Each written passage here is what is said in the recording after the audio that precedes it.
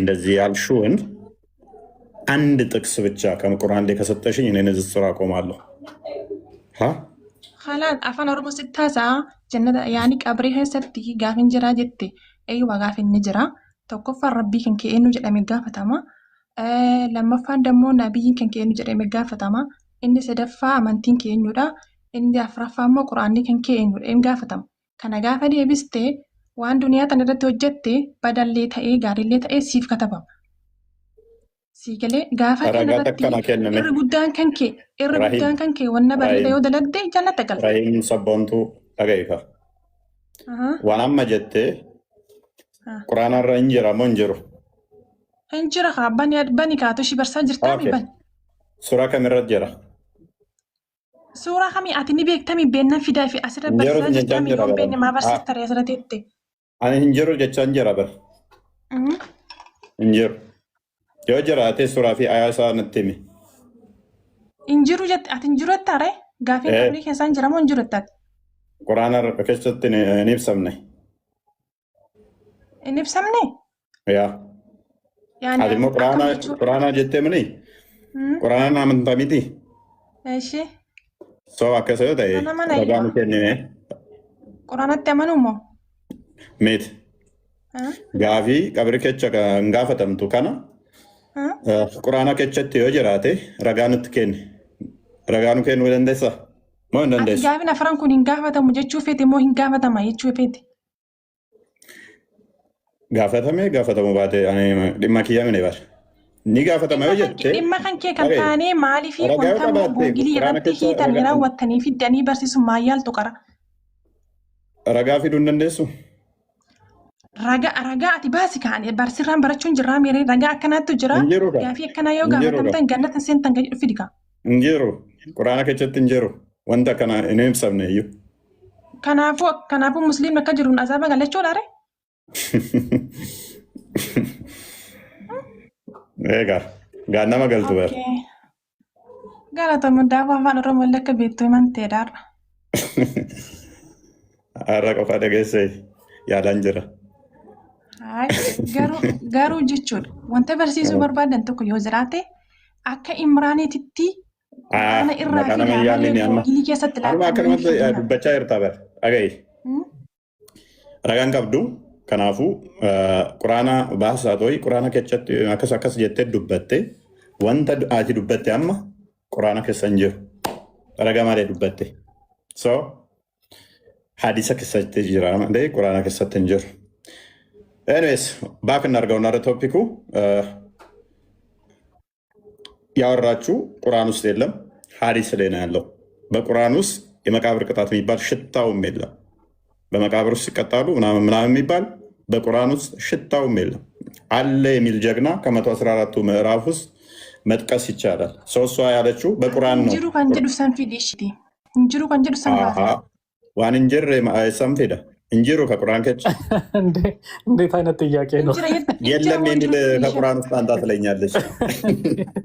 እኔ እንኳን ገብቶኛል ታውቃለህ። እኔ ሙስሊሞች ነው። ለምሳሌ እፎይ የኔ ስም ነው፣ በቁርአን ውስጥ አልተጠቀሰም። እፎይ የሚባል ሰው የለም የሚል ቁርአን ውስጥ አንጣልኝ ማስረጃ እንደማለት እኮ ነው። እኔ እኮ ቁርአን ተበርዟል ብዬ ስነግራቸው ተበርዟል የሚል ከቁርአን ውስጥ አምጣልኝ ይሉኛል። እንዴ ነች ሰላም ነው። አሊ ከድር ሶሪ፣ እራትን ምንድን ነው የበላኸው? ካካ ነው? መሐመድ አፍ ውስጥ ነው የምጸዳዳው ከሆነ ምን ካካ በላለሁ። ሱናን አቢ ዳውድ 67 ላይ ሙስሊሞች የኔን ካካ እንዲጠጡ መሐመድ ፈቅዶታል። መሐመድ ደግሞ ሱናን አናሳይ 326 እና 327 ላይ መሐመድ ራሱ ካካውን እንደ ሾርባ ይጠጣው ነበረ። ምክንያቱም ውሃ በምንም ነገር አይቆሽሽም ብሎ ስለተናገረ ማለት ነው። እራትን ሰጥቼ ላኩ።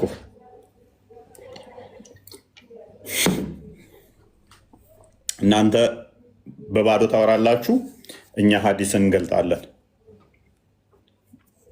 ሀዲስ እንገልጣለን እኛ። እሺ አንዋር እንኳን ደህና መጣ።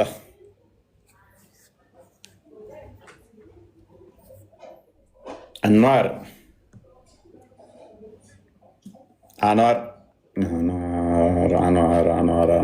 ተዋናራ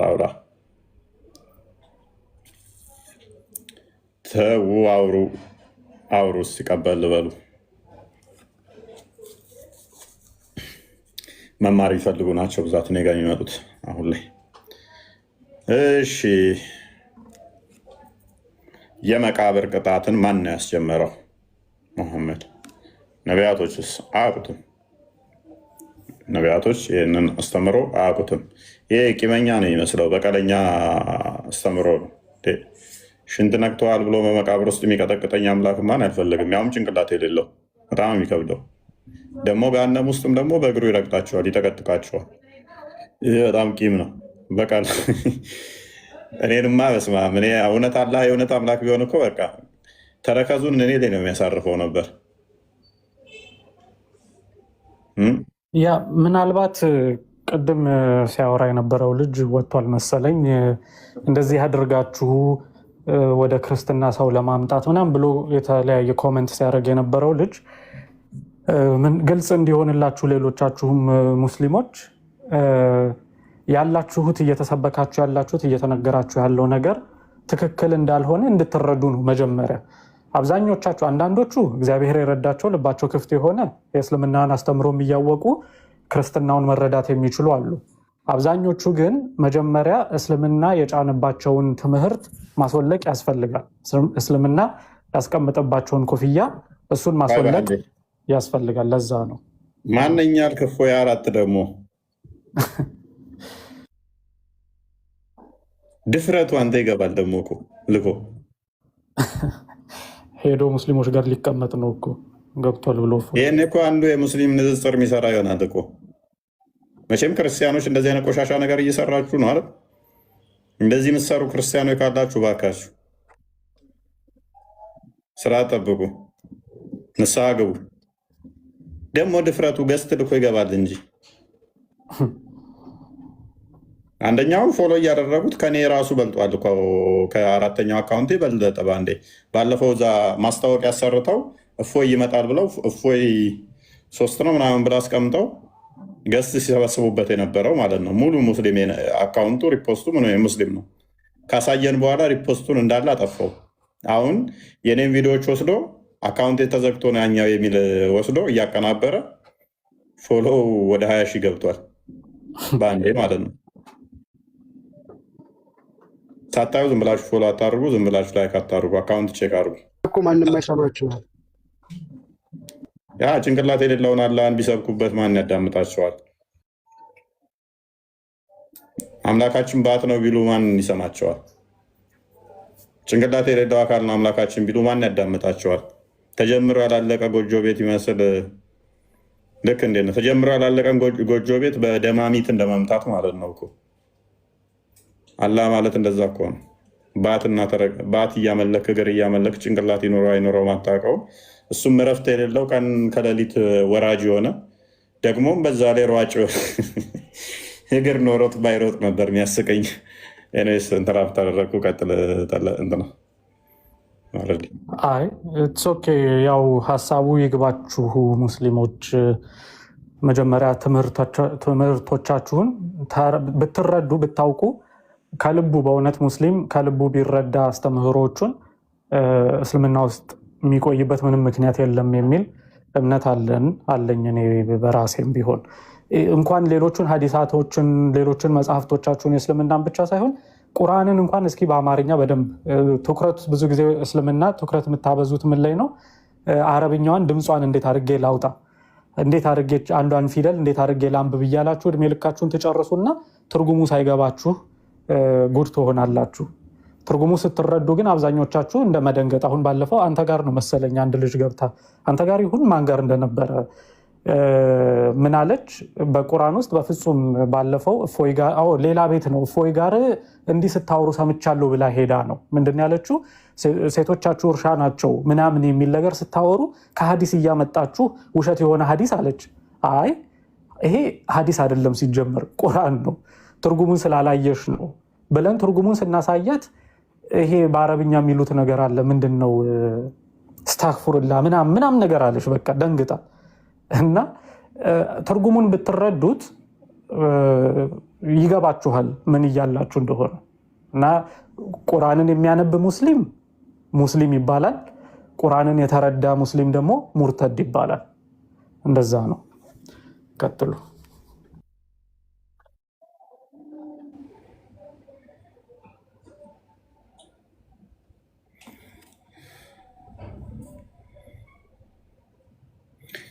ትክክል። ቴንኪው። ድጋሜ የገባው አሁን ደግሞ ፈልገህ ነው። ኧረ ሲሚዩትን አንሳ እናውራ። ክርስቲያን ነህ? ክርስቲያን ነህ? አቶ እፎይ ክርስቲያን ነህ ወይ? ለማንኛውም ለብሎክ እያመቻቸው ስለሆነ ነው ያስገባው። አዎ እፎይ የክርስቲያን ነኝ።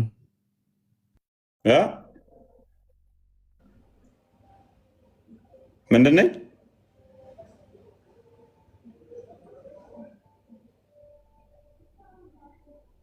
ምን አልክ?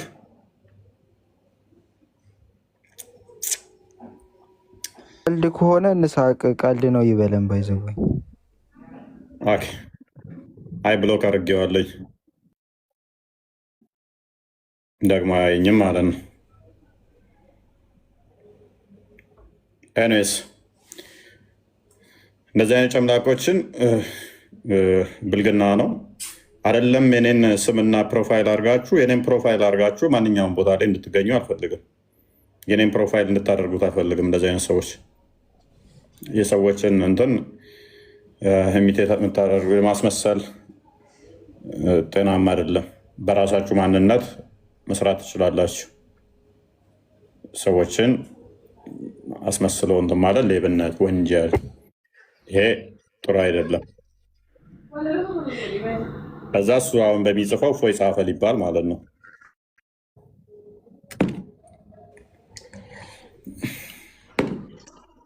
እዚህ አይነት ነገሮች በቸልተኝነት የሚታዩ አይደለም። ክርስቲያን ከሆናችሁ አቁሙ።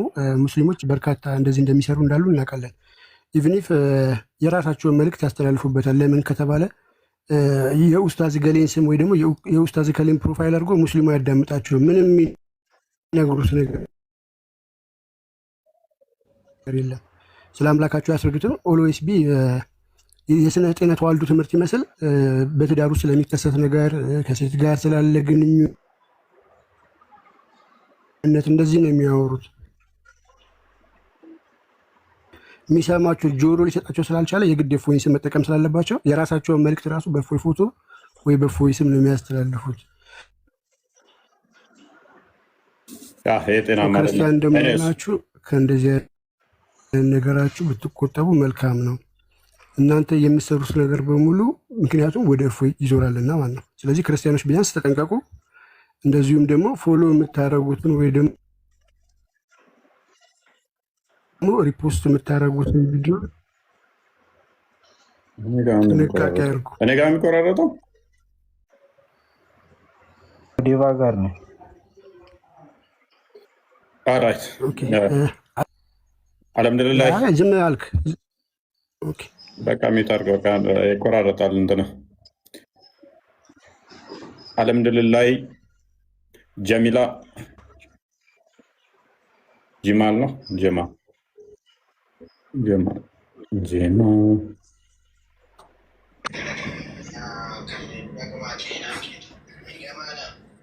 ሰማል ጀማል ሴት ነኝ። እፎይ ጀሚላ ነው። መልካም እፎይ 2 ደቂቃ ብቻ ስጠኝና ትንሽ ስላንተ መናገር እፈልጋለሁ። በጣም የምወድህ ማከብርህ ወንድሜ ታላቅ ነህ። አንተ የምትሰራ ስራዎች እኔ በነገራችን ላይ ኦርቶዶክስ ሙስሊም አይደለም ጴንጤ ነኝ። በጣም ምጸልይልህ እህት ነኝ። እኔ አረብ ሀገር ላይ ነው ያለሁት። ያኔ አንተ ላይ ብዙ ነገር ሲነሳ እዚህ ያልቅሰን ስንጸልይልህ ነበርና እና አንተ የምትሰራ ነገሮች በጣም እጅግ ፍራማ የሆኑ ብዙ ነገርን ያስተካከሉ ጀግና አዋቂ እግዚአብሔር ለትውልድ ያስቀመጠ የጃነብን መንገድ መዝጋ ያረገህን እጅግ ኩሩ ብቁ የምትናገረው በሙሉ ደግሞ ፍራማ የሆነ ወንድማችን ሁልጊዜ እንጸልይልሃለን። ምንም ቢሆን አንተ መቼም አሸናፊ ነህ። በያዝከው ነገር በርታ። እግዚአብሔር እድሜ ጤና ይስጥህ። እንጸልይልሃለን ወንድም፣ በርታልና። እሺ ቴንኪው። እሺ በርቱ። እሺ አባ፣ እሺ አመሰግናለሁ። እሺ ከእስልምና የመጣሽ ነሽ ነው? በፊትም ክርስቲያን ነበርሽ? ኖ ክርስቲያን ነኝ እኔ።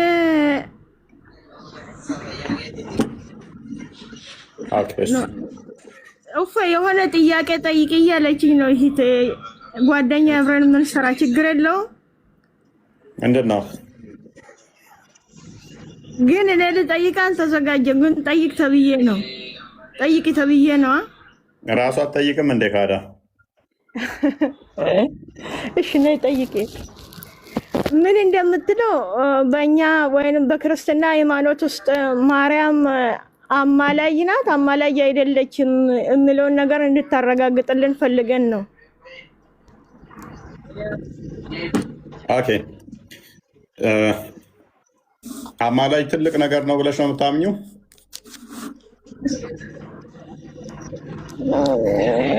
እኔ እንጃ ያኔ ያ ከአማላጅ በላይ እኛ የጌታ እናት ነች ብለን እናምናለን። ኦፍ ኮርስ ትክክል ነው። አዎ እኔም እደግፋለሁ ይሄንን ቃል። ያ ምልጃ ልመና ነው፣ አንዱ ስለሌላው የሚለምን ነው።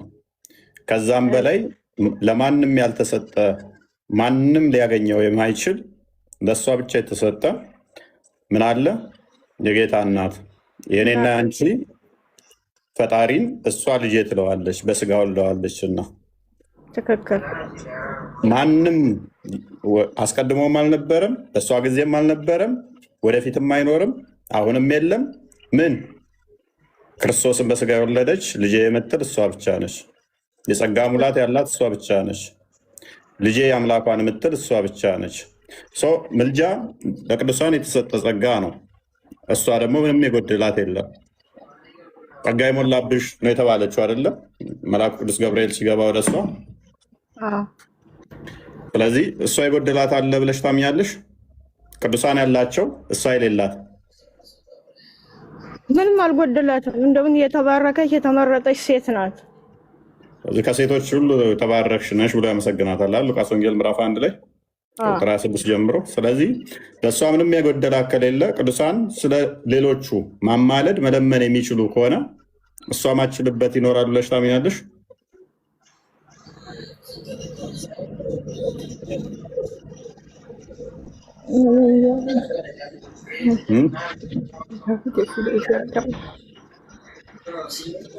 ማማለድ ትችላለች። ለምን ምትል እሷ ልጇን ሲጀመር ጸልያ የማታገኘው ነገር የለም። ቢኮዝ እሷ ቅዱስ የተባረከች የተመረጠች የተለየች ስለሆነች እሷ ለምና የምታጣው ነገር የለም።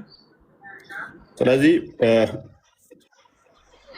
ቅዱሳን ስለኛ ይማልዳሉ፣ ይለምናሉ፣ ይራዳሉ ካልን እሷን ነጥለን አችልም ትችላለች የሚለው ውስጥ አንገባም ማለት ነው። የጎደላት ምንም ነገር ስለሌለ የጸጋ ሙላት ያላት ስለሆነች ቅዱሳን ስለኛ የሚለምኑ የሚራዱ ከሆነ ከኛ ጋር እንደ ደመና የከበቡን ዕብራውያን ምዕራፍ 12 ነው እንደሚናገረው፣ እንደ ደመና የከበቡን እነኛ ስለኛ የሚራዱ ከሆነ ከቅዱሳን አንዱ እሷን ነጥለን ትለምናለን ለምንም የሚል ሙግት ብዙም ያዋጣ አይመስለኝም። አጥኛ አንቺ በተረፈ እሺ ወንድም፣ ሁልጊዜ ላይቭ ላይ ስገባ ደስ ይለኛል። ስራዬን ጨርሼ ባልጨርስ ራሱ ያንተን ድምፅ ስሰማ አስተምሮትን በጣም ነው የምከታተለው። ጌታን በጣም ነው የማከብረው። እድሜ ጤና ያስጠፋኝ ጌታን፣ አንተ አይናችን ነህ። እሺ በርቺ። እሺ ቴንኪው።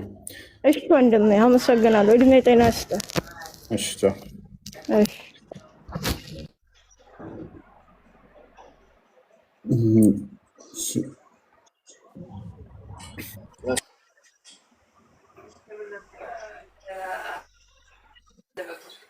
ሙስሊሙን ላስገባ ስል ክርስቲያን የሚገቡብኝ ታላቁ እንትና ቢኒ እንኳን ደህና መጣ።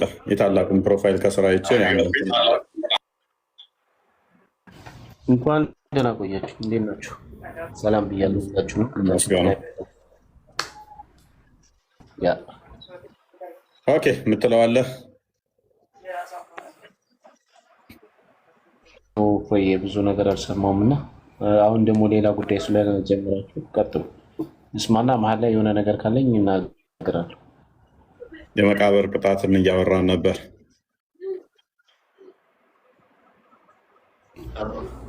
ሁለማይ ይከፋኛል ግን ሁሌም ይከፋኛል። አይ ቲንክ ላይክ እንደዛ ነው። ሁሌም ይከፋኛል ግን አልናገርም። ሁሌም ይከፋኛል። ይሄ ከባድ ነው። ሁሌም ይከፋኛል አልናገርም፣ ከባድ ነው። ተመለስ እስኪ ተመለሽ። ወይም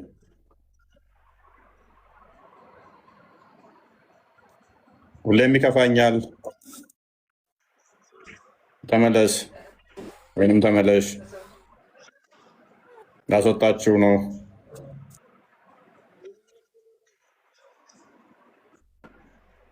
አይሰማም። ይሄ ግን ለምን እንደሚከፋው ነው መጠየቅ ያለበት። እፎይ ሲቀድማ መሰለኝ አይመልስም። ሁሌም ይከፋኛል አልናገርም ብሎ እኮ ዘጋው። ማውራት እችላለሁ ወይስ ደህና መጣሽ? አይ ቲንክ ማን እንደቀደመሽ አላውቅም። አያንቱ ቲንክ ክርስቲያን ነሽ?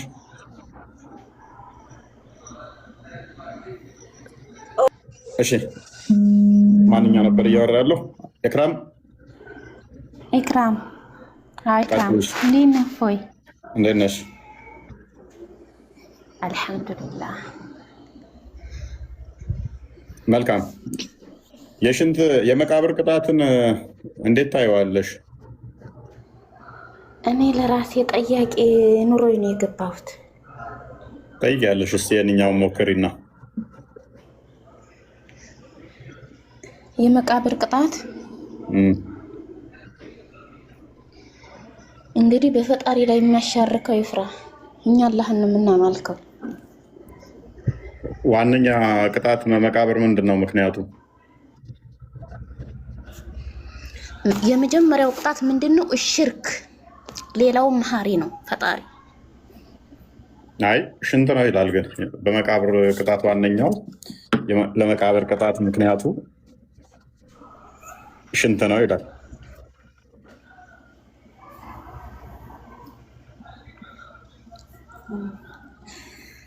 አላውቀውም። ፎያችን የማውቀውን ነው የምመልሰው። ያ አንዴ አዲሱን አንዴ ክፈተው እስኪ ብልጓል ጋር ማሪም ላይ ያለውን 104 አይ ቲንክ 104 እኔ የምጠይቀው የራሴን ጥያቄ ነው። ጠይቂያለሽ፣ ችግር የለም። ኦኬ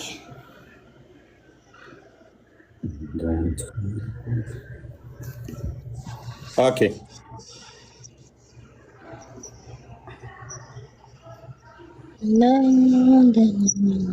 እስቲ አንብበው። ሽንትን በአግባቡ አለመጸዳዳት ወይም አለማጽዳት፣ አለማስወገድ በመቃብር ውስጥ ለሚደርስ ቅጣት ዋነኛ ምክንያት ነው። ቡልጋል ማርያም 104 አየሽዋ። ታዲያ እኛ እኮ ኦዱ እናደርጋለን። እኛ እኮ ተጣጥበን ነው ራስ ፈሳችን ቢያመልጠን ሄደን ኦዱ እናደርጋለን። ስለዚህ አሁን እኮ አስቸጋሪ ነው። አሁን አንድ ሰው ጎንበስ ሲል ፈሱ ቱስ ሊል ይችላል። ስለዚህ ንጽህና አልጠበቅም ተብሎ በመቃብር መቀጥቀጥ የጤናማ ነው?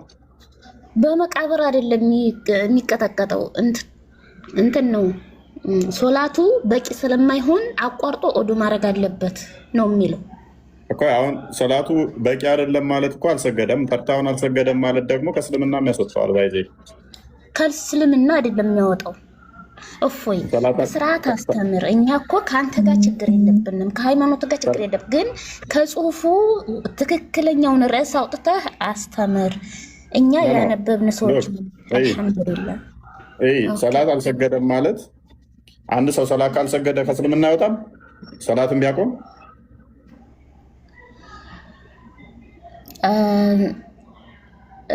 ሶላትን ቢያቆም ማለት አስረዳኝ። ለምሳሌ አይ ቲንክ 5 ነው ምናምን ተርታውን 5 ጁማ ካልሰገደ እንደዚህ ተርታውን እስከዛ ከእስልምና ይወጣል። እና ታዲያ እኮ እናትክን ወደሃት በኋላ አልወዳትም እንደማለት እኮ ነው። እንዴት ሊሆን ይችላል? እሺ እንደዚህ ከሆነ አሁን ሊሰግድ ሲል ፈሷ አመለጠው ዝም ብሎ ቢቀጥል ጸሎቱ ተቀባይነት የለውም አይደለ? ውዱ ሳያደርግ ቢቀጥል ኦኬ። ሶላት ሊሰግድ ሲል ደግሞ ለምሳሌ አንቺ መንገድ ላይ ቢያገኝሽ እና ቢጨብጥሽ ቢነካሽ ሰላቱ ተቀባይነት አለው ማለት? መንገድ ላይ ቢጨብጥሽ ማለት ወደ መስጊድ እየሄደ አንቺን አገኘሽ እና አንቺን ቢነካሽ ከዛ ውዱ ባያደርግ ሰላቱ ተቀባይነት አለው? ሲጀመር ሙስሊም ሐጅ ነብይ አይጨባበጥም። ስለዚህ አይጨብጠኝም።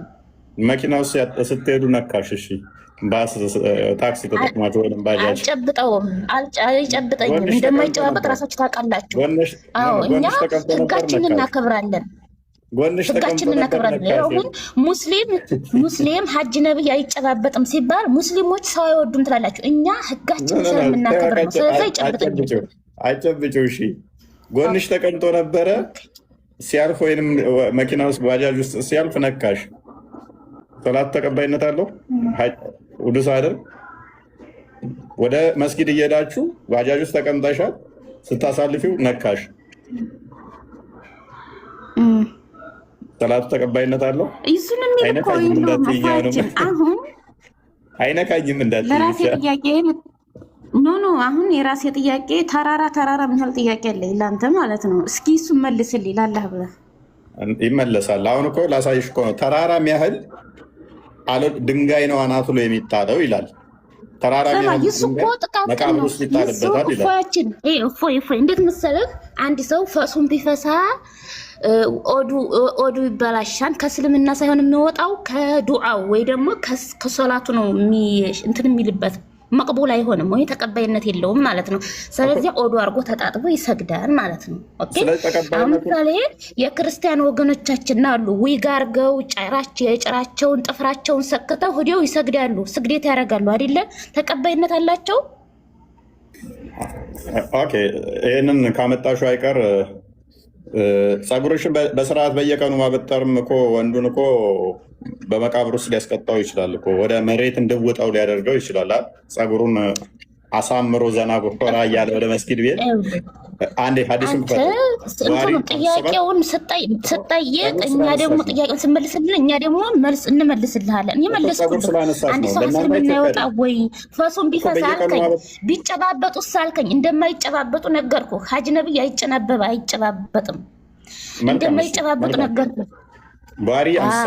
አሁን ክርስቲያን ወገኖቻችን ቤተ ክርስቲያን ሲሄዱ አይናቸው ላይ ጭራ አድርገው ጥፍር ሰክተው ዊግ አድርገው ነው የሚሄዱት። ተቀባይነት አለው?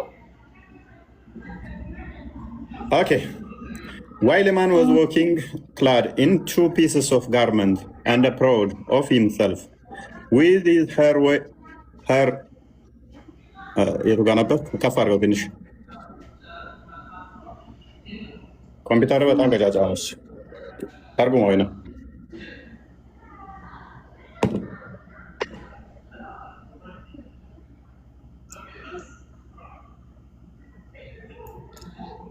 እፎይ ጥያቄ ልቀጥል። ነብዩ ወይም አቡል ቃሲም እንዲህ ብለዋል። አንድ ሰው 2 ጥንድ ልብስ ለብሶ ራሱን ኩራት እያለውና ፀጉሩን አበጥሮ በማን አለብኝነት እየተራመደ ፀጉሩን አበጥሮ ቀጥል እየተራመደ በማን አለብኝ እየተራመደ ሳለ ድንገት አላህ መሬት ውስጥ እንዲሰምጥ አደረገው። እስከ ትንሣኤ ቀን ድረስ ወደ ውስጥ እየሰመጠ ይሄዳል። ያ ፀጉሩን አበጥሮ እንትን ኮራ ጀነን እያለ የሚሄድ ከሆነ ወደ መስጊድ አላህ ምንድነው ተዛ የሚያደርገው?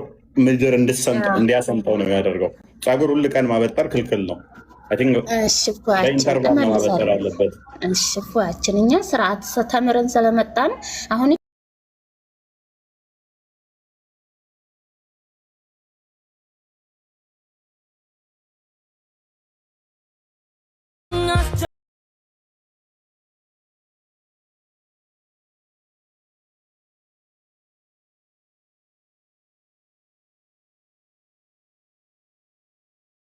እሱም ቢፈሳ አትታጠቡም? እንደኛ እየታጠቡ እንጂ እየታጠብን እኮ ነው እኛ የምንሰግደው። ምናችሁን ነው የምትታጠቡት? ከፈሳችሁ ከፈሳችሁ አታፍሩም? መስጊድ ላይ ለምሳሌ ቱስ ቢልብሽ ይኮኛል ጸጋ ሆናችን እኮ እየተመሰከረልን ነው። ኦኬ ውዱ ይበላሻል። ቱስ ቢል ምንሽን ታጥበሽ ነው ውዱ የምታደርጊው? መስጊድ ላይ ልትሰግጂ ስትይ ድንገት ስትጀምሪ ቱስ አለ። ከዛ ምንሽ ነው የምትታጠቢው? ኦኬ ይኸውልህ እፎያችን ሂጅ ኦዶ አደርጋለሁ፣ እታጠባለሁ፣ ሁሉን ነገር ፕራይቬትን ትታጠባለህ፣ ኦዱ ታደርጋለህ 3 ጊዜ፣ አፍንጫን ትታጠባለህ፣ ፀጉርህን ታሻሻለህ፣ ትታጠባለህ፣ ሄደህ ሶላትን ትጀምራለህ። ሻወር አይደለም የምወስጂው? ሻወር አይደለም የምንወስደው። ሻወር የሚወሰደው ሌላ ሲሆን ነው እኮ። ሻወር ከሆነ እሱ ጀናባ ምናምን ከሆነ እሺ። አሁን ለውዱ ከሆነ ፈስ ተፈስተሽ፣ ስለዚህ ፈሱ እኮ በቃ ልብስሽ ላይ ነው እኮ እንትን የሚለው እንጂ ሄዷል። አየር እኮ ነው። ምን ፀጉሬን ውሃ ባሻሸው ከፈሱ ጋር ምን አገናኘው? ውሃ አስነክቼ ፀጉሬን እንደዚህ ማሻሸል፣ ክንዴን እንደዚህ ማሻሸል ምን አገናኘው ከፈሱ ጋር? እኛ ግዴታ መጽሐፋችን የሚለንን ስለሆነ የምንከተለው እንደዛ አድርገን ነው ኦዶ የምናደርገው። እሺ ክርስቲያን ወገኖቻችን ከባሎቻቸው ጋር አድረው ጧት የማይታጠቡትንስ ምን ትመክራቸዋለህ? የማይታጠቡትን ምን ትመክራቸዋለህ? አትግማሙ ታጠቡ ነው የምላቸው። ጎበዝ እፎያችን። እንደዛ ከሆነ ሚዛናዊ ሰው ትሆናለህ። ከፈስ ጋር እኮ አይገናኝም እኮ ፈስ። አሁን ይኸውልሽ አትግማሙ ታጠቡ ምላቸው። ወደ ዋናው እርሳችን እንሂድ። አክራም አንዴ ይሄ አሁን የምላቸው ምንድን ነው? እኔን ስለሚሸተኝ እኔን ስለሚገማኝ ንጽህና ለመጠበቅ እንጂ ይሄን አድርገሃልና ፈስፈስተሃልና ፈጣሪ ጸሎትን አልሰማህም አይለኝም። ፈስሽን ከፈሳሽ መላእክቶቹ ጸሎት አያደርጉልሽም ለአንቺ። ይህን ታውቂያለሽ። ውዱስ ካላደረግሽ ድረስ አላህ ይማራት አላህ ይቅር በላት የሚለውን ያቆማሉ። ፈስሽን ቱስ ስታደርጊ ከሰሙ እኔ እንደዚህ አይነት አምላክ የለኝም። በዚህ ምክንያት ፈስፈስታል ቱስ አድርገሃል ብሎ ጸሎትን አልቀበልም። ደግሞም ይሄንን በማድረግ ሽንትን በእንትን አላደራረክም ብሎ መቃብር ውስጥ በመዶሻ የሚቀጠቅጠኝ አምላክ የለኝም። ይሄን መጠበቅ ንጽህና መጠበቅ እናንተ የምታምኑት ክርስቶስ ለእኛ ተቀጥቅጧንና ምንም ኃጢአት ብንሰራ በዚያ ይከፈልናል ብላችሁ ስለምታምነው፣ እኛ ደግሞ ቀጥታ ከፈጣሪያችን ጋር ስለምንገናኝ ነው። ለሰው ምናምን አይደለም። ገባ? ለአባቶች ለቤተ ክርስቲያን ለአባቶች ምናምን ለፍጡር ሄደን አንናገርም። ለፈጣሪ ብቻ ነው ቁመን የምናናገረው። ውሸትሽን ነው አቅረብ እየዋሸሽ ኧረ ወላሂ እንደ እናንተ እኮ ሄዳችሁ ቤተክርስቲያን ለአባቶች እኮ ነው የምትናገሩት። ለአባቶች እየዋሸሽ እንደሆነ ላሳይሽ። ትስማሚያለሽ? ንስሐ አባትን ለመምጣት ነው። ኧረ እኔ እስማማለሁ። እሺ አዳምጪኝ። አልሐምዱሊላህ ሙስሊም እፎይ አሁን ማለት ነው። አዳምጪኛ። እሺ ቆይ ማርያም፣ ቆይ እኔ ለራሴ ጥያቄ አላህ ብቻ መልስልኝ። እኔ ብዙ መልስ የመለስኩልህ ነው። ኧረ በእናትህ ብቻ መልስ። ትጠይቂያለሽ። ይችን አጥርተናት እንሂድ። ለአባቶቻችሁ ቤተክርስቲያን የሄዳችሁ ትናገራላችሁ፣ እኛ አንናገርም ምናምን ያልሻ ስህተት ነች። እንዴት ስህተት እንደሆነ ላሳይሽ። በቀላሉ አንድ ጥያቄ ልጠይቅሽ። አንቺን ከመጠየቄ በፊት ሁለት ሰዎች አሉ። ሁለቱም ዝሙት ሰሩ። ሁለቱም ወይንም ደግሞ ሰረቁና ከዛ ሁለቱም አላስቻላቸው። ከሰረቁ በኋላ ጸጸት ተሰማቸው። አንደኛው ሄደና ምን ብሎ ነገረው ለትልቅ ሽማግሌ ወይም ለእምነት አባቱ፣ አባቴ ከዚህ በፊት ሰርቄ ነበረ እና እንደዚህ አይነት ወንጀል ሰርቻለሁ፣ ምን ላድርግ ብሎ ነገራቸው። ያኔ በማለማወቅ ወይም በስሜታዊ ሆኜ ይህን አድርጌያለሁ፣ ምን ትሉኛላችሁ አላቸው። አንደኛው ደግሞ ሰርቋል።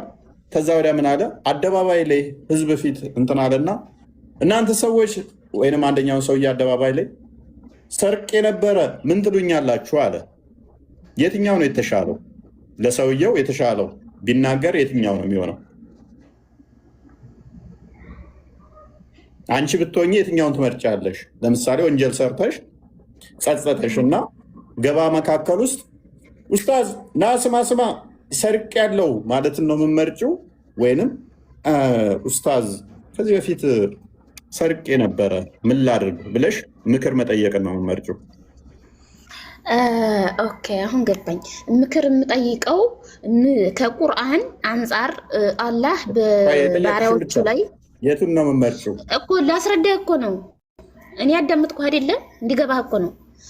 አሁን ምንድነው እኔ ከቁርአን ላይ ብዙ አንቀጽ ስላለው አላህ እንግዲህ ለሌባዎቹ ምን አይነት ምህረት እንዳለው ትላልቆች ኡስታዞች እነሱ ከኛ ይበልጥ አንብበው ስለሚረዱ አንቀጹን ስለሚያውቁት ወይም ሀኛ የበለጠ እያነበቡ ስለሆኑ የአንቀጽ አንድ ሰው በአንድ ባሪያ በምድር ላይ የሆነ ወንጀል ሲሰራ ምን አይነት ከፋራ ማውጣት እንዳለበት ይጠይቃል እንጂ ያንን ኡስታዝ ሄዶ እየተናዘዘው አይደለም። አንድ ማወቅ ያለብህ ነገር እንዴት ነው የምትጠይቂው? ኡስታዙን ነው የምትጠይቂው ወይንስ መስጊድ ላይ ኡስታዝ እንዲያርግ ያለው ምን አድርግ ብለሽ ነው የምትጠይቂው? የትኛው ነው? እየነገርኩህ እኮ ነው። አንቀጹን ኡስታዙ ስለሚያነበው በምድር ላይ ምን አይነት ከፋራ ማውጣት እንዳለብኝ እሱ ስለሚነግረኝ ነው እንጂ ለፈጣሪ ነው የምናገረው።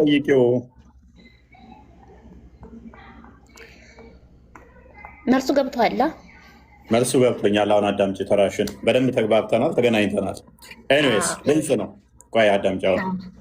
ስለዚህ እኛ ንስሐ አባት ሲባል ወይንም ለአባት ሄዶ ሲነገር አንድ ሰው በምድር ላይ ደካማ ነው፣ ወንጀል ይሰራል፣ ኃጢአት ይሰራል። ስለዚህ ወደ ፈጣሪው መመለስ ይፈልጋል። ወደ ፈጣሪው መመለስ ሲፈልግ መፍትሄ ምን ማድረግ አለብኝ? ለምሳሌ ሰርቆ ከሆነ መስረቁ ሄዶ ለአባቱ ይነግራል። አባ እንደዚህ አድርጌ ነበረ፣ ባለማወቅ እንዲያጥፍቼ ነበር፣ ምን ላድርግ ይላል። እኛ አባት ምን ያደርጋሉ? አንደሚት አድርጊ፣ ንብረቱ መመለስ ካለበት በልጄ እንደዚህ የወሰድከው ጥፋት ነውና ይህን ያህል እንደዚህ አድርገህ ይቅርታ ጠይቀህ ንብረቱን ለባለቤቱ መልስ፣ ንስሐ ግባ፣ ጸልይ፣ ፈጣሪ ይቅር እንዲልህ እንዲያደርግ ብለው ይመክሩታል። ስለዚህ ምን ያደርጋል? ከንስሐ አባቱ ጋር ተነጋግሮ ኃጢአት ይሆንበታል፣ ወንጀል ይሆንበታል፣ አይሆንበትም፣ ምን ማድረግ አለበት የሚለውን ጋይድ ያደርጉታል፣ ይመሩታል ማለት ነው። ሰርቆም ከሆነ ዋሽቶም ከሆነ ዘምቶም ከሆነ መንገድ ይነግሩታል። አንድ ያዳምጭኛ ይጨርስ። እንዲህ አድርግ ብለው ጋይድ ያደርጉታል። ከዛ ችግሩን ያጠፋውን የበደለው ካለ ሄዶ ይቅርታ መጠየቅ ካለበት እኛን አባት ይዞ ሄዶም ይሁን ይቅርታ ጠይቆ ወደ ፈጣሪው ይመለሳል። ይሄ የክርስትናው ነው። በእስልምናው ግን ምንድነው የሚደረገው? ከዘሞተም ከሰረቀም ከዋሸም ሄሎ ኡስታዝ ባሌ ጡቴን ይጠባል፣ ምን ማድረግ አለብኝ? ጡትሽ ወተት አለው የለውም? ወተት ካለው እና ከሌለው ልዩነት አለው? ወተት ካለው ልጅ ይሆናልና ሐራም ነው ጋብቻው። 5 ጊዜ ጥቢ ሐራም ይሆናል። ድምጿን ጎረቤት ዘመድ እየሰማ ነው። ባሏ ምን እንደሚያደርጋት እያዳመጡ ነው። ሰፈር ውስጥ መዋረጃ ይሆናል። ሄሎ ኡስታዝ ሰፈሬ አንድ ወንድ ነበረ፣ ተቀራረብንና ወሲብ አደረግን። አስተፍሩላህ ሱብሃነላህ። ከዛ ረገዝኩኝ ነገር ከዛ አሁን ወልጃለሁኝ እና ልጁ በሱ ይጠራል አይጠራም? አዳም ይጠራል አይጠራም? አባቱ አይደለም አባቱ አይደለም።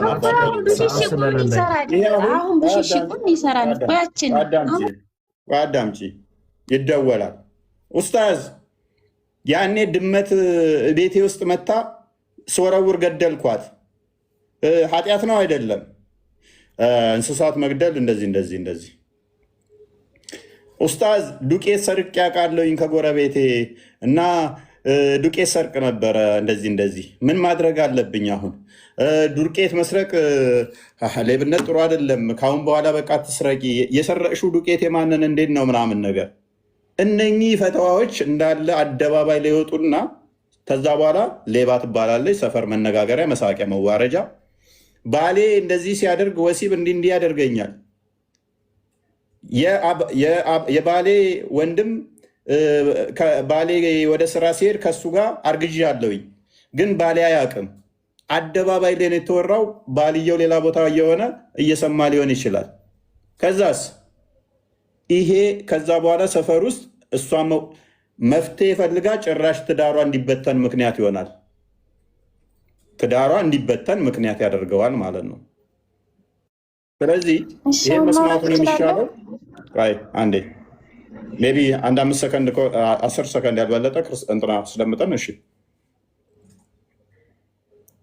ስሙት እንግዲህ ፈትዋ ላይ በቲቪ እየደወሉ ሲጠይቁ ነው ስሟቸው ማለት ነው። ጎረቤት የባሌ ምንድነው አጎቱ ማለት ነው። ሚስቱ በየቀኑ የተለያየ ነገር ትለምነኛለች ሁልጊዜ። ምን ዛሬ አሻቦ ነገ ስኳር ከዚያ ምናምን ቢላዋ ማለት አይደል? አዎ በቃ ቡና፣ ዘይት በቃ የተለያየ ነገር በየቀኑ ሁልጊዜ። እሺ ለማና ትለምነኛለች። እኔ ያለኝ እምቢ አላትም፣ ግን እሰጣታለሁ። ውስጤን ታናድደኛለች። ለምን ትናደጃለሽ? አንቺ ሰጪ እሷ ተሰጪ ሁና ለምንድን ነው የምትናደጀው? ዘመድ ናት ደግሞ በዚህ በኩል ሁሌ ስትለምነኝ እኮ ነው። እንግዲህ ሌላ ደግሞ አለ አንዴ አሁን አስተውሉ። እንደዚህ አይነት ተራ ቅቦ አሁን እቺ ሴትዮ ጎረቤቷ ጋር ተጣላች ማለት ነው። ድምጿን ታውቀዋለች።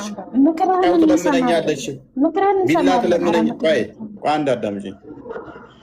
ይሄ አሁን አደባባይ ላይ እያወጣችሁ እንትን የምትሉትን እኛ ችግር ካለባት ለምሳሌ ችግሯን ከጎረቤት ጋር እንደዚህ ነኝ እንዲህ ተፈጥሯል፣ አባ ምን ላድርግ ብላ ትላለች።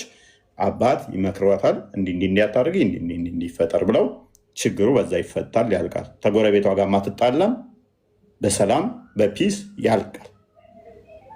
አደባባይ ላይ እያወጣች አባ እንደዚህ ብሎኛል፣ እንደዚህ አድርጎኛል፣ እንደዚህ ሰርቄ ነበረ፣ እንደዚህ ይሄ ተሰፈር ጋር ሰው ማባላት ማጣላት ነው። እናንተ ጋር ሲሆን ቀላል ነው፣ ኖርማል ነው። እኛ ጋር ግን ከአባትሽ ጋር አማካሪ፣ ውጭ ዓለም ላይ አማካሪዎች አሉ።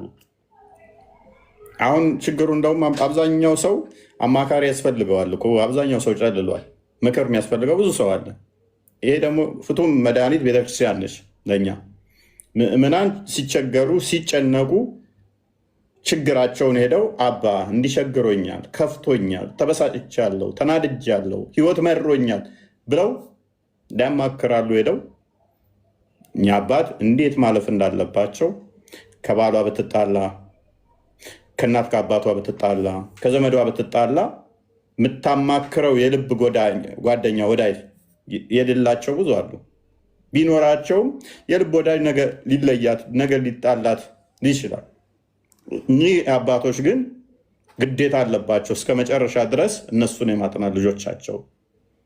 ልጄ በርቺ፣ አይዞሽ፣ በጸሎት እያሰቧት በጸሎት እንድበረታ እያደረጓት ሀዘኗን እየተካፈሉ ችግሯን እየተካፈሉ እንደ ልጃቸው ቆጥረው ምክር የሚሰጧት በመንፈሳዊ ህይወት እንድጠነክር እንድበረታ የሚያደርጓት ነው። በአንድ ስልክ ሄሎ እንደዚህ አድርጌያለሁ፣ ሄሎ ራሴን ላጠፋ ነው ከፍቶኛል ምን ላድርግ እንደሚባለው አይደለም እንደናንተ። ስለዚህ ጥያቄሽ በደንብ የተመለሰ ይመስለኛል። አሁን ንስሐ አባት ጋር እንዳመች ደግመሽ። እሺ ትንሽ ጥያቄ ልጠይቅ እባክህን ፍቀድልኝ። ትጠይቂያለሽ ግን ኢክራም እዚህ ላይ ራሱ ቶፒኩ ላይ ትንሽ ተመለሽና አላህ ሁሉን የልብ አዋቂ ከሆነ አንቺ ሳታቂ ሽንትሽ ልብስሽ ላይ ጠብ ስላለ ብቻ ሰላትሽን አለመቀበሉ እንዴት ነው ለአላህ ብቻ ነው የምነግረው ብለሽ ልትናገር የቻልሽው? ቢኮዝ አንቺ ሳታቂ ነው የሰራሽው። እኛ ጋር አሁን እግዚአብሔር እንደሱ አይደለም የሚያዩ ይላል። አንደኛ ሳሙኤል ላይ እግዚአብሔር የልብን አዋቂ ነው ይላል። የልብን ያውቃል። አላህ ግን ሳታቂ ለሰራሽው ነገር ያንቺን የልብሽን ሳያቅ በመቃብር በመዶሻ ያስቀጠቀጥሻል። ይህንን ታዲያ እንዴት ነው አንቺ አላህን ለመንሽው አልለመንሽው ምን ትርጉም አለው? ሽንትሽ ሳታቂው ልብስሽን ከነካው እዚህ ላይ ምን ትያለሽ? ጥያቄ ልጠይቅ። ፈሱም እኮ ያው እኮ ነው። ፈስ አሁን አንኮንትሮል የሆነ ጋዝ ነው። ልክ እንደምንተነፍሰው ነው ፈስ። ኖ ከፈሱ ውጡና ማለት ነው። እስኪ ጥያቄ ልጠይቅ። ፍቅር አሁን ሌላ ቤት ኡስታዝ ሲገቡ ክርስቲያን ወገኖቻችን ሲገቡ ቅድሚያ እድል ይሰጧቸዋል። የፈለጋችሁን ጠይቁ ይሏቸዋል።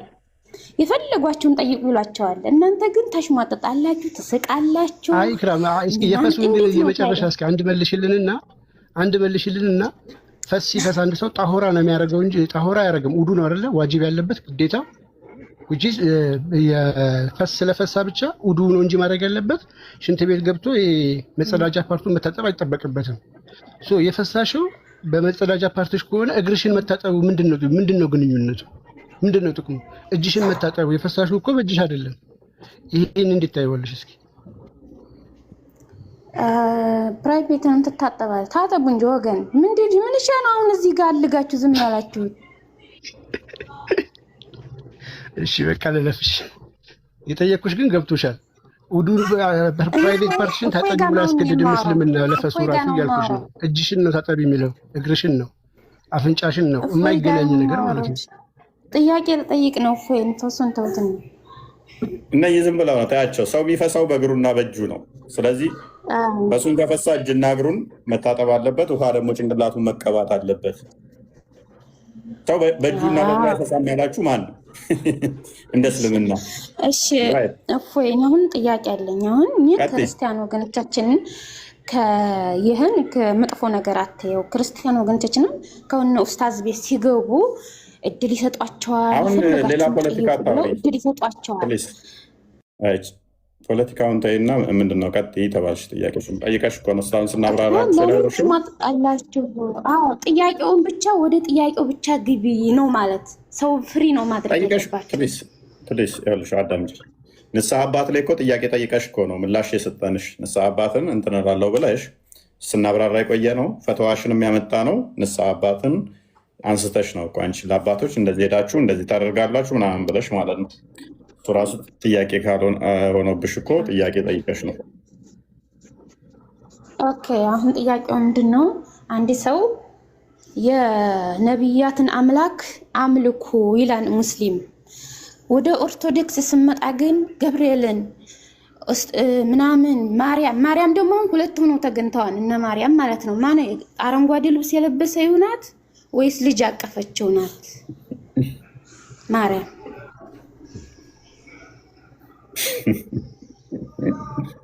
ከኔ በላይ ያለችው ናት ማርያም ወይስ ሌላ ሰማያዊት የለበሰችው ማርያም ናት? ማልቀስ ይሻላል አለ። ይሻላል? እንዴት ይሻላል? አክረም ፎቶ አይኑና ኤንዌስ ወደ መጀመሪያው ልመለስና እስልምና የነቢያትን አምላክ አምልኩ ይላል አልሽ አይደለ? ክርስትናው ደግሞ ምንድነው? ገብርኤል ማርያምን ይላል። አዎ ሙስሊም ቀጥታ ጥያቄ ስትጠይቀው ፈጣሪን አምልክ፣ የነቢያትን አምላክ አምልክ ፈቀጥ 4 ነጥብ ይመልሳል። አሁን ምንድነው ወደዚህ ስመጣ ገብርኤል በቃ የሚምሉበት ብዛቱ ማንኛው ነው አምላክ ነው? አሁን ጥያቄው አንድ መልስ ብቻ። ይሄ መልስ ሳይገባን እኮ ልንሞት እኮ ነው። ኦኬ ስለዚህ ሙሐመድ ተሳስቶ ነበረ። ሱራ 4 136 ላይ በነቢያትም እመኑ ያለው በነቢያት አታምኑም ለካ ነው። ማስረጃ ክፈትላት። ሱራ 4 136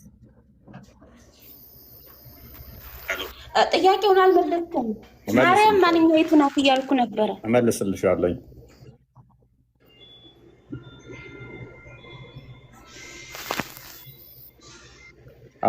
አብዶ ሚዛር ቀጫጫ ነው ለእኔ አይታየኝም። አንቦ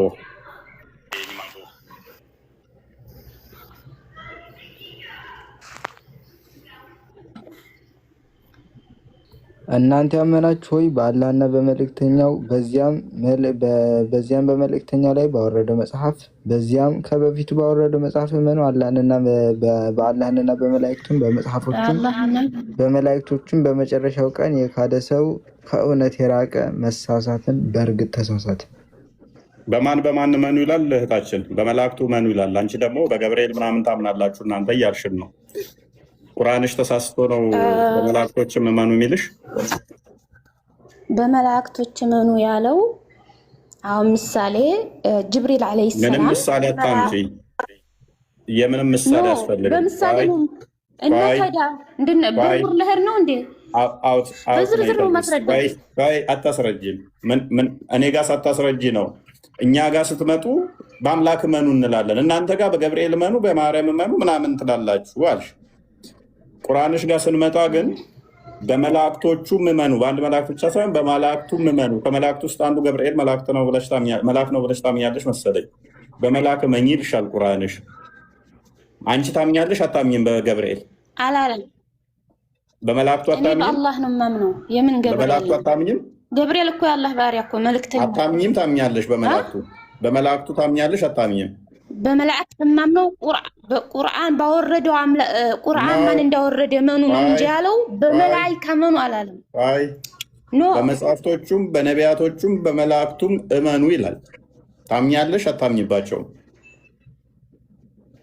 እመኑ ያለው ቁርአን አላህ እንዳወረደልን እመኑ ብሏል። አልጠየኩሽም እኔ። ታምኛለሽ አታምኝም? በምንድን ነው የማምነው? በአላህ ነው የማምነው። ስለዚህ አትክጃቸዋለሽ ማለት ነው። የካደ ሰው ደግሞ በእርግጥ ተሳሳተ ይላል።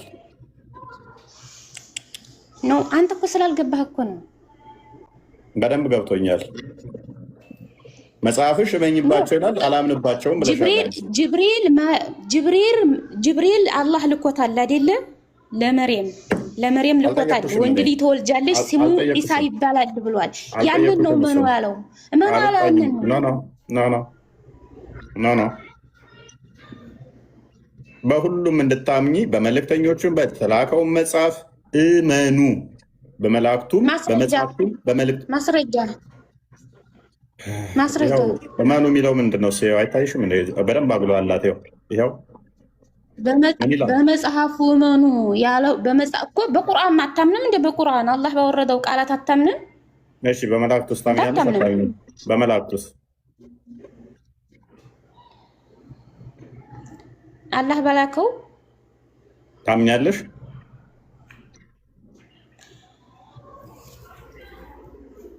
እኔ በአላህ ነው የማምነው። እናመሰግናለን። ሙሐመድና አላህ በመላእክቱም እንዲታመኑ አዘዋል። አንቺ አታምኝባቸው። እናመሰግናለን። ኤነስ ሜት አድርጊ አንዴ። አላዘዘም። ዒሳ ዓለይሂ ሰላም የኔንም የእናንተን አምላክ ተገዙ ነው ያለው። እኛ የአላህ ተገዥነች ነው። እሺ ቆይ የነቢያት ሃይማኖት ነው እስልምና ብለሻል። እንደዛ ስትይ የሰማሁሽ መሰለኝ። ሶስት ሰው እንድናመልክ አታድርጉ። ቆይ ነቢያት የሚያመልኩት አምላክ ጭንቅላት አለ የለውም?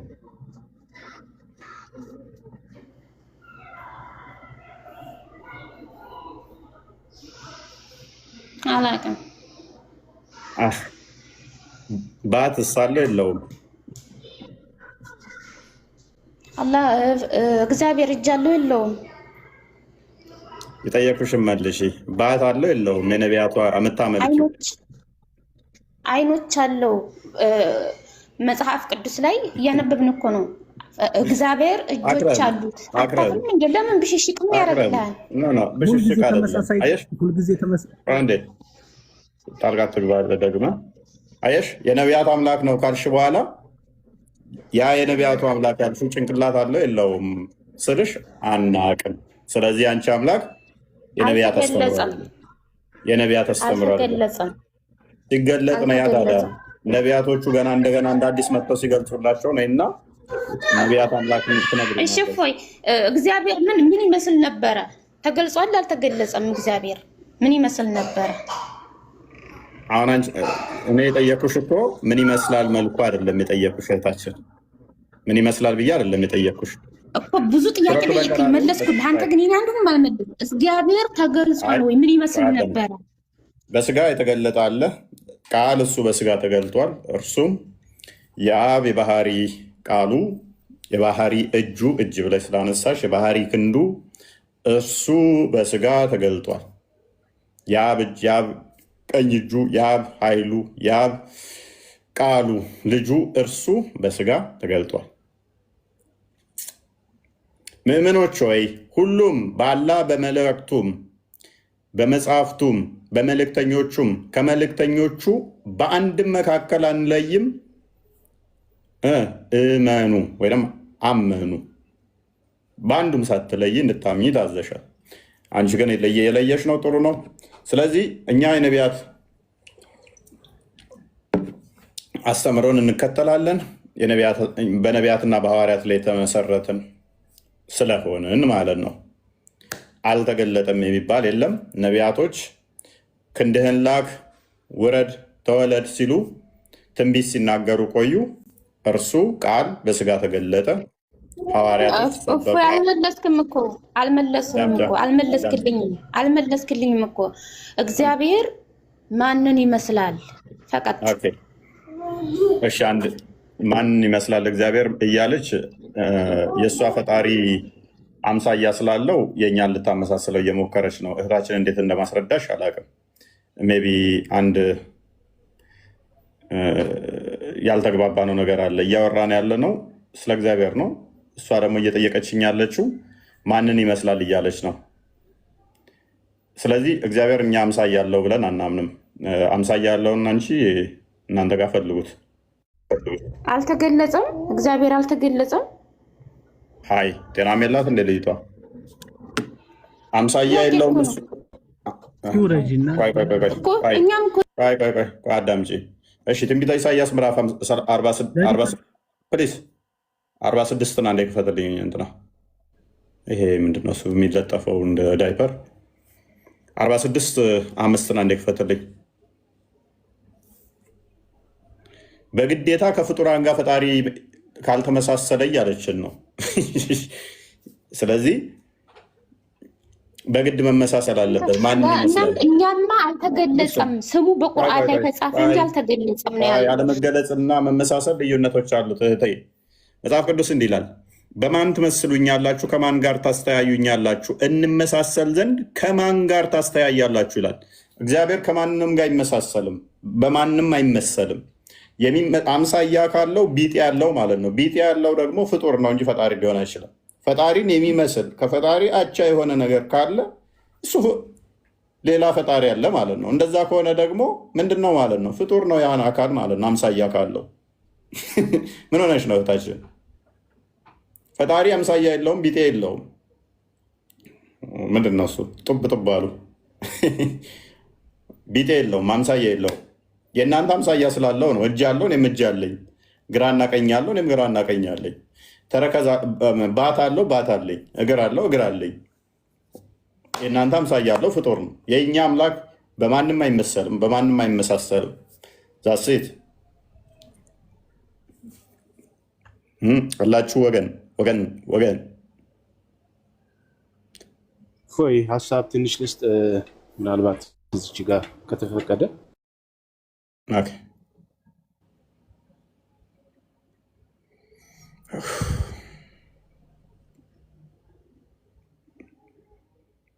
ቲንክ ነገ የማይሰማው እሺ፣ ይቅርታ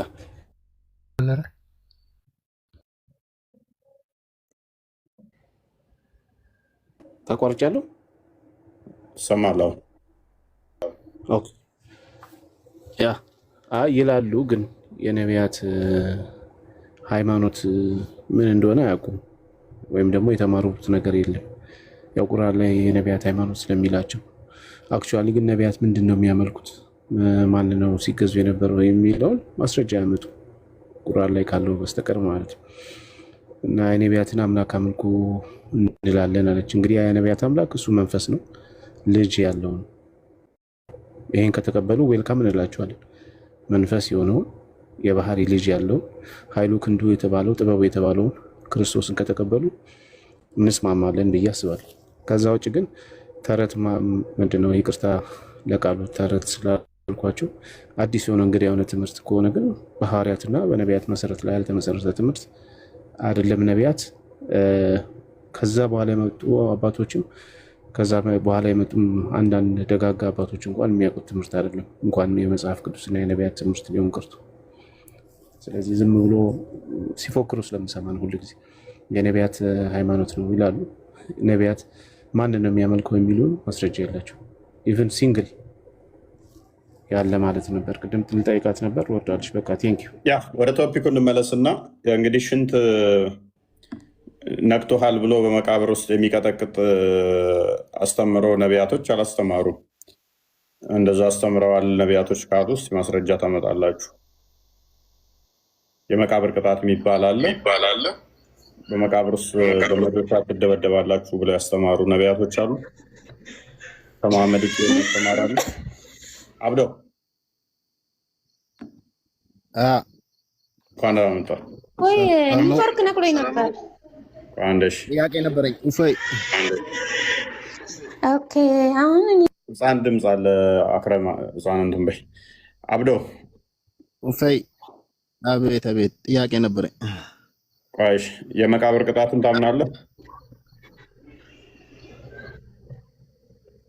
ጥያቄ አስናግደኝ። መጀመሪያ የጠየኩ ቅድሚያ ቶፒኩ ላይ የመቃብር ቅጣትን ታምናለህ? ጥያቄን አስናግደኝ፣ በኋላ ትጠይቀኛለህ። እሱ ቅድሚያ መልስ። የመቃብር ቅጣትን ታምናለህ?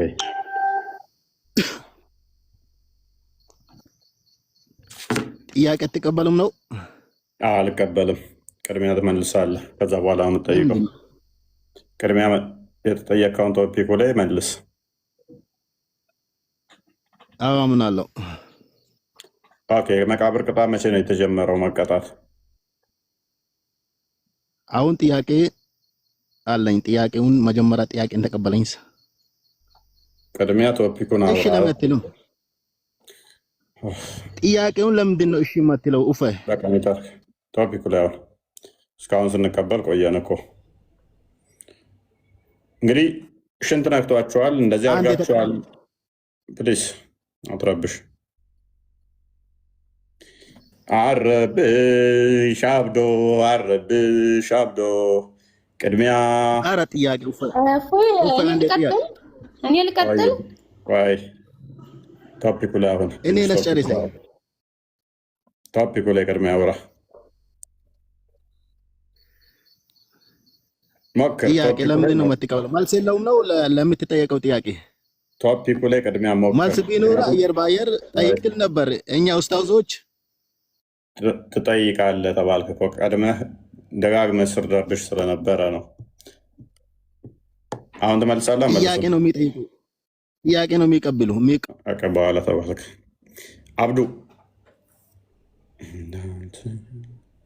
አብዱ አሊ እንግላንድ አብዱ አሊ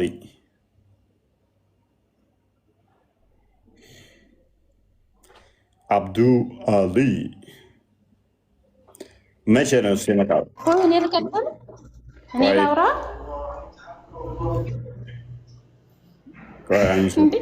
ወደ ቶፒካችን ለመለስን ወጣሽ እኮ እያወራ።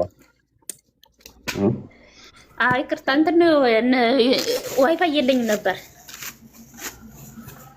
እሺ ቀጥይ፣ ምንድን ነው? ኦኬ ቴንክ ዩ። ምንድን ነው ጥያቄ? የማርያም ፎቶ አሁን ሁለቱም ነው አይደል? ማንኛው ነው? ከዛ ቀጥሎ ደግሞ ጥያቄ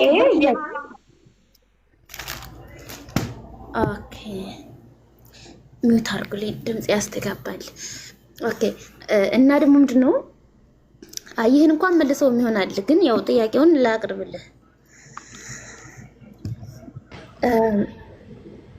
ምንድነው እንግዲህ የማርያም ወይም የመርየም የእናታችን የመርየም ስም በቁርአን ላይ 30 ጁዝ ቁርአን ላይ ስሟ ንጹህ እንደሆነ ተጠቅሷል። እሺ እስማማለሁ። ሰማያችሁ? አዎ። እና በእኛ ስሟ ነው እንጂ የተጠቀሰው ፎቶ የላትም። በእናንተ ግን በጣም ብዙ ፎቶ አላት። ማን ነበር ያነሳት? አንዱ ጥያቄ ይሄ ነው። ፎቶ ማን ነበር ያነሳት? ሁለተኛው ጥያቄ አሁን ጎግል ላይ ሰርች ስናደርግ እንዳለ የተለያየ ሀገር ምሳሌ የህንድ ሌላ ነው፣ የነጮቹ ሌላ ነው፣ የኢትዮጵያ እናንተ ደግሞ ሌላ ነው። ለምን ተለያየ ነው ጥያቄ። ከዚያ ቀጥሎ ደግሞ ሁለት ሆነ ፎቶ። አሁን ኢትዮጵያዊ ሁና የኢትዮጵያዊ ካርቸር ኑሯትኝ ወይ የእናንተ ካርቸር ኑሯት፣ ከዛ ሁለት ሆነ ፎቶዋ ማለት ነው። ማንኛይቱ ነች? ወይስ ማን ነው ፎቶ ያነሳት? ኦኬ ያን ስጨርስ ሌላ ጥያቄ አለኝ። መልካም እሺ። መቼም ሌላ ጥያቄ አታመጣብኝም። ይሄን ብቻ መልስ። ፎቶ የሚለውን ኬት አመጣሽው? ኖ አሁን የህንዶቹ ሌላ ነው የሚሆነው፣ ስላሴ ምናምን የሚባሉ ሌላ። እነዚያ ደግሞ ቆንጆ ቆንጆ ናቸው፣ አበባ አላቸው ምናምን። ፕሊዝ ፎቶ የሚል ኬት አመጣሽ?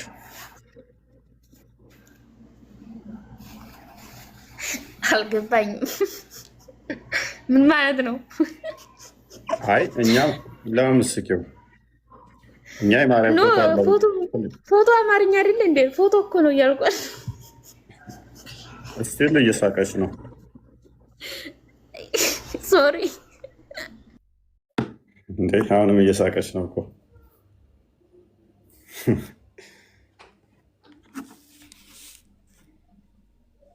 አሁንም እየሳቀች ነው። አክረም እየሳቁ አይደለም። ኖ እና ልታስቀስፉን ነው እኮ ነው ሁላ ፎቶ ድርድር። እኛ አይ አሁንም ትስቂያለሽ እንደ ጅል ማለት ነው። እንደምትቀሰፊ አሁን አሳይሻለሁ። እኔ እንደምትቀሰፊ አሳይሻለሁ። ግን እኛ የማርያም እባክቡን መልሱ ሳይመለስልን እድሜያችን ሄደ እኮ። ፎቶ የሚል ኬታ መጣሽ? እኛ ፎቶ አነሷት ተነሳሽ ፎቶ የሚል የለንም እኮ አስተምሮ የለንም። ኬታ መጣሹ ማለት እየሰገዳችሁ አይደል? እንደ ፊልም ፎቶና ስዕል ልዩነቱን እስኪ ንገሪኝ።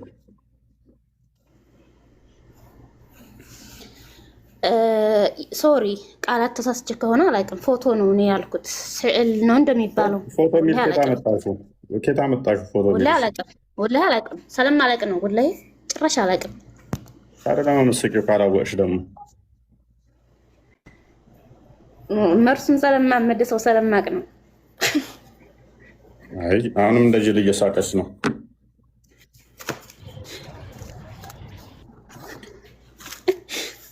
ምንድን ነው የሚያስቅሽ?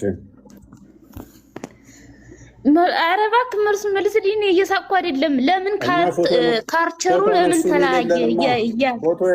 ቆይ ፎቶ አነሱ የሚል ኬታ መጣሽ? ቅድሚያ ፎቶ አንስታችኋል ያልሽውን ኬታ መጣሹ? አርሚስሽ ስቲል እየሳቅሽ ነው።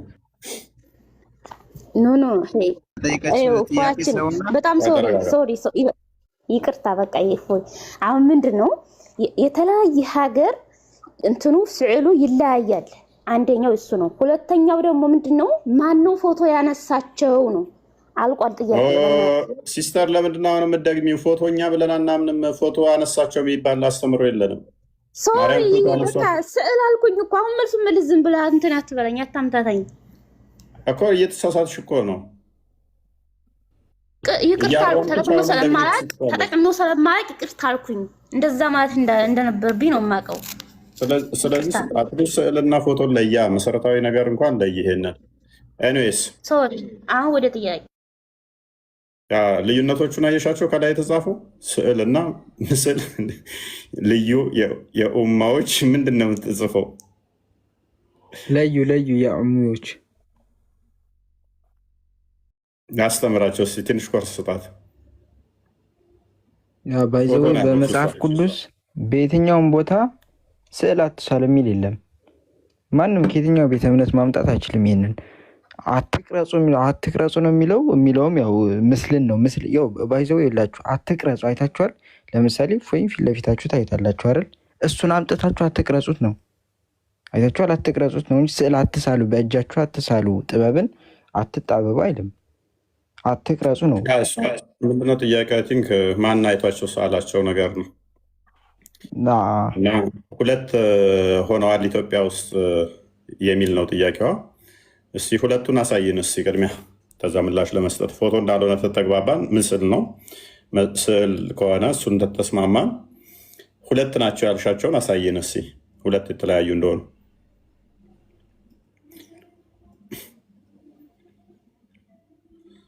አንድ ስዕል ለምሳሌ በተለያየ መልኩ እንዲቻል እንደሚችል ግን መዘንጋት የለም። እኔን ለምሳሌ ቃል ሆነ የምትለው ልጅ ያረገችውና ከዚያ ሰማይ አይነት ልብስ የለበሰ አይነት ናት። ሶሪ ለቃላቱ ሶሪ።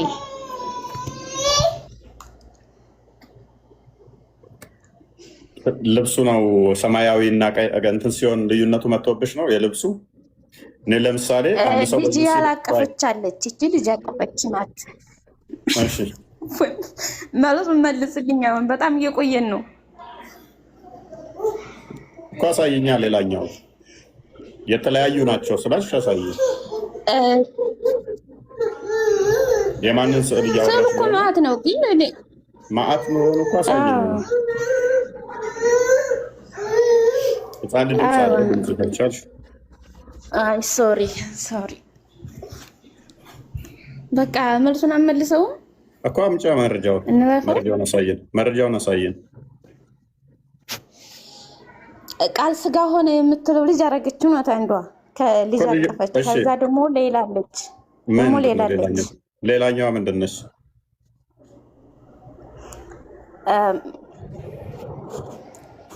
ኪዳነ ምህረት። ቆይ ማን ጠየቀህ አንተ? እና ምንድን ነው ሌላኛው? መልሱን በጊዜው መልሳ። ቀላል እኮ ነው። መልስ ካለው ቆይ አፍጥነው አለ። ኪዳነ ምህረትና ማርያም አንድ ናቸው? ኔቨር አንድ ናቸው ምናምን አላልኩም እኮ። እሷ ማተፈለገች እሱ ከሆነ ብዬ ነው የጠየቅሽው። ኪዳነ ምህረትን ነው ወይንስ ማርያምን ነው? እኔ አንድ አይነት ተመሳሳይ መልክ ነው ያላቸው። እንግዲህ አላቅም ሁለታቸው አንድ መስሎኝ ነው። ማንኛውን ነው የጠየቅሽው? ቃል ደግሞ ጤነኛ አይደለም። ማን አዘዘ? ማንኛውን ነው የጠየቅሽው አንቺ? ወይኔ እፎይ መልሱን አመልስም። ያውቀዋል እኮ ምን አስጨነቀህ? እንደው ጭንቅ ሆንክ ሰውዬ። እንደው በቃ አንተ እኮ አዳምጪ። እሺ ምንድነው ችግር የመጣብሽ? ልዩነቱ ምንድነው? ምስሉ ላይ ችግር የመጣብሽ አንደኛው ጋር ልጅ አቅፋ፣ አንደኛው ጋር ልጅ ሳታቅፍ። አዎ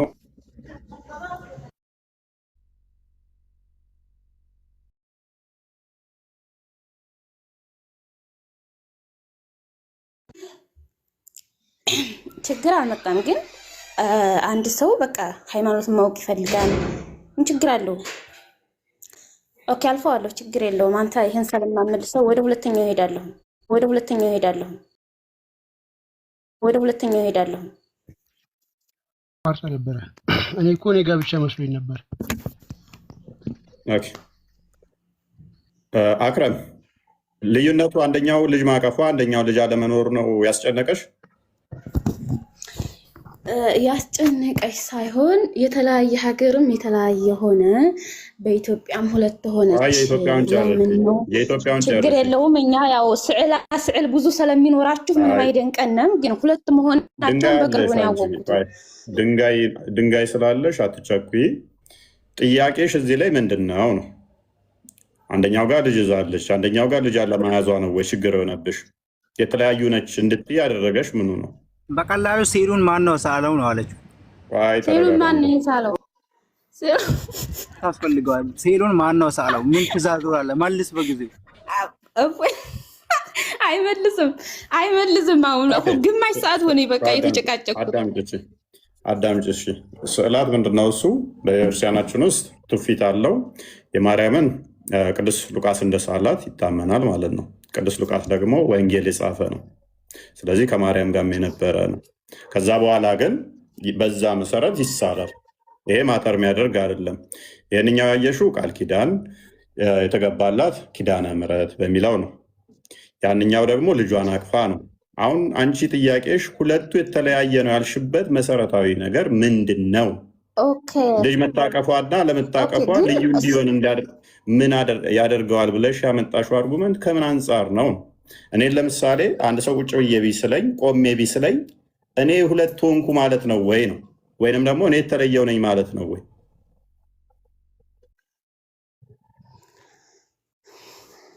የዚያን እንግዲህ እኛ ስማቸው የነቢያትም ሆነ የማርያም በቁርአን ላይ ወይም በመጽሐፍ ቅዱስ ላይ ነው የምናነበው። በፎቶ ማን አነሳቸው ነው? እፎይ ለምን ቃል በቃል አራነጥ በግታታልፈ የመሐመድ ተረተረ ጭንቅላትሽ እንደፍኖት ካልሆነ በስተቀር የኢብራሂምና የእስማኤል ምስል ራሱ መካ ውስጥ ነበረ። አይምን ካባ ውስጥ ነበር። መሐመድ አስወጥቶታል። ማን ስሎት ነው ካባ ውስጥ የኢብራሂምንና የእስማኤልን ምስል ያገኘው መሐመድ? ኢብራሂምና እስማኤል ማለት ከሙሳ በፊት የሺህ ዓመታት ስዕል ኬት መጣ ካባ ውስጥ?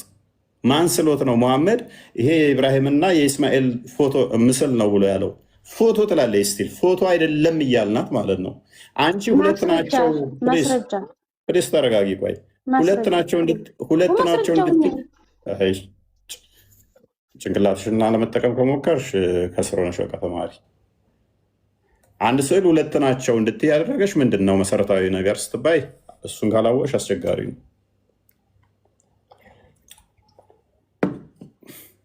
እንትን ምስል በኛ የለም ምናምን እያለች ነበረ ደግሞ እና አይ ቲንክ በእስልምና እንደዛ ይባላል።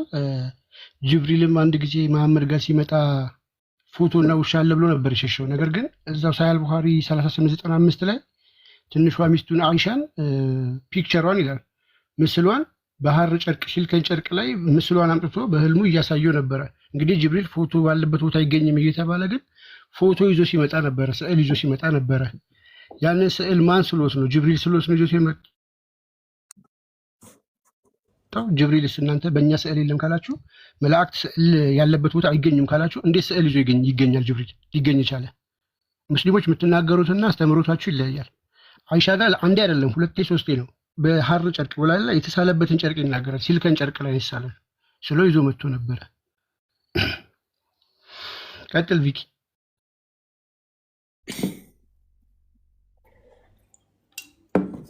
አይ ቲንክ ሚዩት ነህ። የመቃብር ውስጥ የተገኘው ፎቶቸው ይሄ ነው፣ ምስላቸው። ሶሪ ጥያቄ አለ። እፎይ ሚዩት ነህ ቪኪ። እንድትቀጥል ነበር እሱ ነው የካዕባውን እንድታነሱት ብዬ ነው በዛ። እሺ ክፈተው። እሺ እፎይ ለምን ሳቁ ላይ ትንሽ አትሄድበትም? በጣም ይቅርታ አድርግልኝና ስስቅ ነበር፣ በጣም ስስቅ ነበር ልጅቷና ሳቅ ያለ ልብ ይገላል። አትሪቢዩት ነው ሳቅ ያለ ዘላለም አትሪቢዩት ነውና ከዘላለም ጀምሮ ይስቃል፣ አሁንም ይስቃልና በአላህ ሳቅ ላይ ነው ስታላግጥ የነበረችው። ከሳቀች በስነ ስርዓት ማለት ስነ ስርዓቷን ጠብቃ መሳቅ አለባት። በሳቅ አላግጣለሁ ካለች በአላህ ባህሪ ላይ ነው የምታላግጠውና አይልባችሁ ይፈነዳል እናስቁ ብሏል እኮ መሐመድ። ለዛ እኮ ነው አላህ ዘላለማዊ ሳቂታ ስለሆነ እነሱ በደንብ እንዳይስቁ ልባችሁ ይፈነዳል እናስቁ ብሎ ነበር። እሷ ዝም ብላ እየሳቀች ነው። ኤኒዌይስ ነብይሽን ታላቁ ሲራ የጻፈልሽ ዘ ላይፍ ኦፍ ፕሮፌት መሐመድ እንደዚህ ይላል። ከፍ አድርገው። ካባ ሲገባ መሐመድ ያገኘው ምስል ነው። ይህም ምስል በምን አወቀው? ቁረሽ ሰላምን ስንጠራ አዳምጪ ቆይ። ቁረሽ had put picture in the Kaaba እኛ ኢሳ አለይሂ ሰላምን ስንጠራ በእናትሽ አዳምጪ including two of Jesus son of Mary። ኧረ በእናትሽ አዳምጪ፣ እየተነበበልሽ ነው ምስሉ። ቆይ እስኪ ይህንን መሐመድ ያወጣውን ከካባ ውስጥ ምስል ቆይ ልነግርህ እኮ ጆሮሽ ውስጥ እኮ ሴጣን እየሸና ስለሆነ ነው እንደዚህ መታገስ ያቃተሽ። ተረጋጊ ተረጋጊ፣ ቆይ ተረጋጊ። ምንድን ነው የት ልትሄጂ ነው? ይሄንን ምስል እንየው እስኪ ቅድሚያ ተረጋጊ።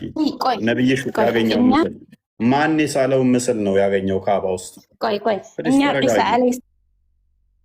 ልትሞት ነው እንደ ሌቷ ኢሳ አለይሂ ሰላም ስንጠራው ምንድነው ልሞይች ነው እንደ ጭንቅላት አልባ አካል እያመለክሽ። ተረጋጊ ቆይ እንዴ ደግሞ ስታወራ ለቃላት አለ ጭንቅላት የለውም ብላለች እኮ አላቅም ብላለች። ኢሳ አለይሂ ሰላም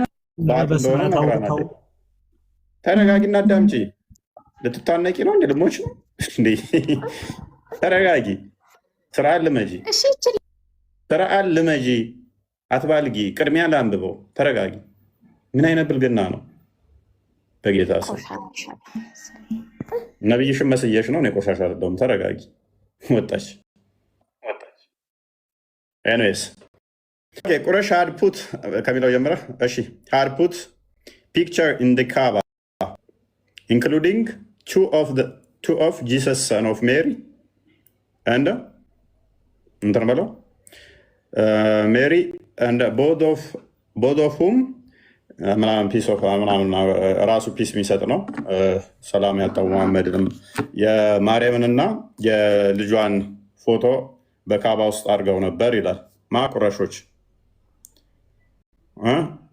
መሐመድ ከዛ ምን አደረገ? እንዲወጣ አደረገ። የማርያምንም የልጇንም ፎቶ እንዲወጣ አደረገ። ራይዳት ሰሊም 1678 አንዴ ክፈተው።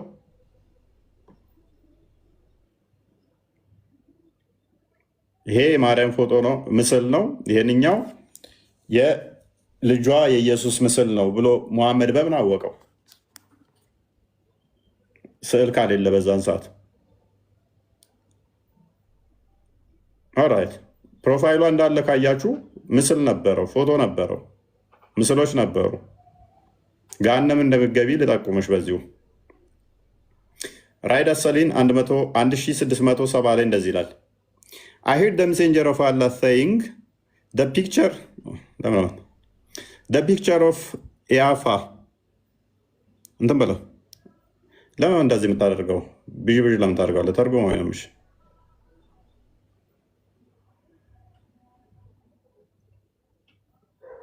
የአላህ መልእክተኛ እንዲህ ሲሉ ሰምቻለሁ።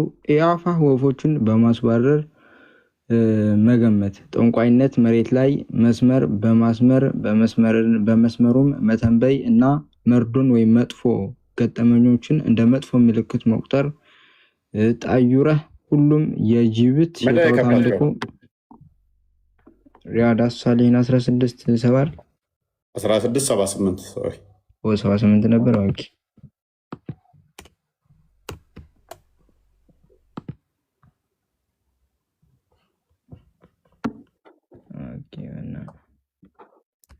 ኦኬ ትንሽ አስጠጋው። ብዥ ብዥ አታድርገው።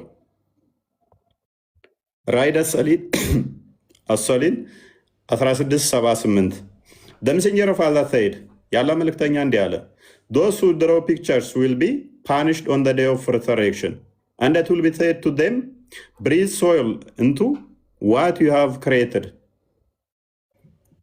የአላህ መልእክተኛ እንደዚህ አለ ምስል የሚስሉ ሰዎች በቂያማ ቀን ወይም በትንሣኤ ቀን ይቀጣሉ።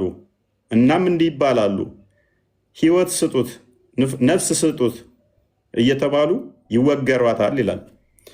እህታችን አሁን ምስል አስቀምጣ ፕሮፋይሏንም ምስል አድርጋ ነው የመጣችው። ከሚወገሩት አንዷ ነች። በቂያማ ቀን ምስል አድርጋ ምስል እዛ ነው የመጣችው። መላይክም አይጠጋትም፣ ጸሎቷንም አያቀርብላትም። ያው እንደ ነብዩዋ ማለት ነው። ነብዩ ብላ የምታምነው ቤትህ ውስጥ ምስል ታይቷል ብሎት ጅብሪል አልመጣ ብሎት ለ15 ቀን ያህል ርቆት ነበረ። ውሻ ባለበትና ምስል ባለበት ቤት መልአክ ስለማይገባ ፕሮፋይሏ ላይ ምስል ደቅ አድርጋ ምስል እናንተ አላችሁ ትለናለች። እኛ ምስል ተከልክለናል ብለን አናምንም። ምስል ካለ እንደዚህ ትወገራላችሁ ተብለን አናምንም። እናንተ ምስል ካለ እንትናችሁ ላይ መልአክ ስለማይቀርባችሁ ነው። ስለዚህ አጋንንት ተጠናውቶሻል ማለት ነው። በራስሽ አስተምሮ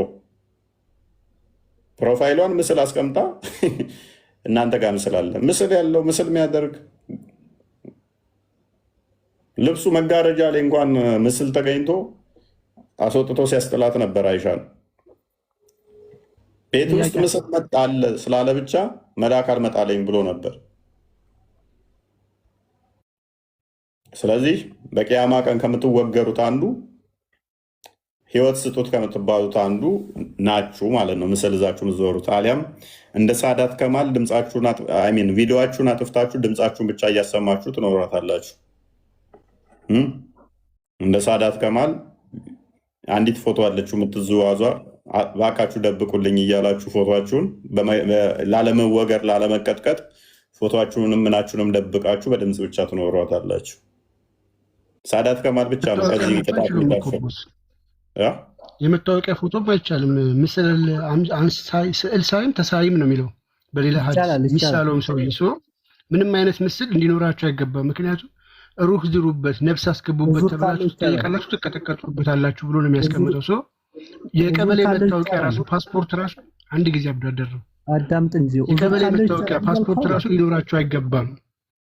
እንደ መሐመድ አስተምሮት ከሆነ ከመታወቂያና ከፓስፖርት ውጭ ነው የሚባለው። ዝም ብላችሁ ሳታውቁ መሐመድ ከመታወቂያና ከፓስፖርት ውጭ ብሎ ማስረጃ አንጣልኝ። መታወቂያ ይቻላል፣ የመታወቂያ ፎቶ ይቻላል ያለበትን አንድ ማስረጃ ስጠኝ። አሁን የመጣሁት ለጥያቄ ነው ወንድሜ። ይቻላል ብለህ ስሞግት ነበር። ተረጋጋ። አንድ ማስረጃ አንጣ። መዳን በክርስቶስ ነው ብለህ በሙዝ ስታደርጋለህ ኦርቶዶክስ ማስረጃ አንጣ።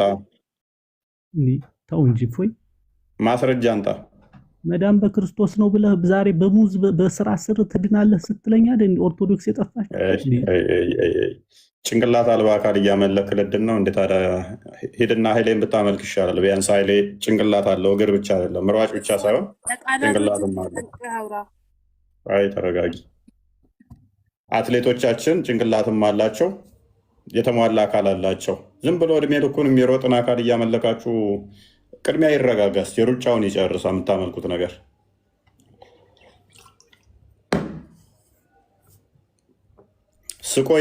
ስቆ ይጨርስ። እድሜ ልኩን እየሳቀ ከዛ እድሜ ልኩን የሚሮጥን እየተከተልክ ጭንቅላት ይኖረው አይኖረው ሳታቅ አታክ ለማድረግ አትሞክሩ። ነበር ነቢያት አስተምሮ ነው ብለ አምላክ ነቢያቶች ጭንቅላት አለው ብለው አስተምረዋል ወይንስ የለውም ብለው አናቅም። እና ምንድነው ነቢያታች ያስተማሩት? አንገት አለው ብለው ያስተምራሉ አላስተማሩም? አናቅም። ባት ግን አለው። እሱ ማን ነገረ? ሙሐመድ። ከዛ የነቢያት አስተምሮ ነው ትላለ። ተረቱ የሆኑ ሰዎች። እሺ መሽቀጥይ ቅድም ማለት ነው ቀብር ውስጥ ትቀጠቀጣላችሁ ያልከውን ነገር ማስረጃ ልታመጣልን ትችላለህ? የትኛው ነው? የቱ ቁርአን ነው እንደዛ የሚለው? የቱ ጋር ነው? ሐዲስ ደግሞ ቀብር ውስጥ የምንቀጠቀጠው ሐዲስ ትቀበያለሽ? የትኛው? ከነ ማስረጃ መምጣት አለበት። ማስረጃ አምጣልኝና እናሳይ። ቆየን እኮ ይኸው እናሳይሽ። ሽንትሽን ከነካሽ በመቃብር ውስጥ ከምትቀጠቀጭበት አንዱ ክፈትላት ወንድማችን። ስንት ነጃሳ ስለሆነ ወዱ አርገህ ወዱን አሳድሰን መስገድ ነው እንጂ መቀጥቀጥ አይለም። አምጣልኝ ማስረጃ። ይኸው ልናሳይሽ እኮ ቁርአን ቅዱስ ነው የምፈልገው። ሐዲስ አትቀበይም? እቀበላለሁ። አሳይኛ እኮ ልንከፍትልሽ ነው። ቡልጉ አልመሪ ምን አንዴ ክፈትልን። 104 105 ምን የሚለው ሐዲስ ነው። አሳይ እኮ ልናሳይሽ ነው። ተረጋጊ። ኦኬ ቪኪ አለ ቪኪ ከሌለ ልክፈት። እሺ ክፈትልን። ይሄ ጤነኛ ማለት እንደ ገስ ላይ ቁጭ ብሎ ተኝቶ እሺ ሙታል ማሊክ ልክፈተው ወይስ እንትን? አይ ከፍቶ ድንገት እያነሳሁት ነበር። ቻርጅ ዘግቶ እያነሳሁት ነበር። ኦኬ አናስቀምጫለሁ።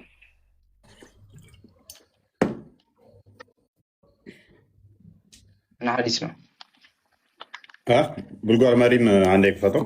አልመራ 104 105 104 ይታይሻል። እህታችን ዩራኔሽን the main cause of punishment in the grave አማርኛ አድርግልኝ። ትርጉሙን እኔ ራሴ ማየት ፈልጋለሁ። ትርጉሙን አድርግላት። አረብኛና አማርኛ። እዚህ ጋር ይሄ አፕሊኬሽን የምንድን ነው? አፕሊኬሽን ይሄው ተከፈተ። ኮመንት ስለ የተጻፈ ነው የሚመስለው።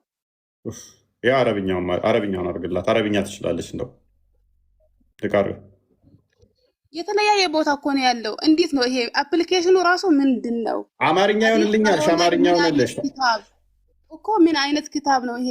ቡልጉ አልመራም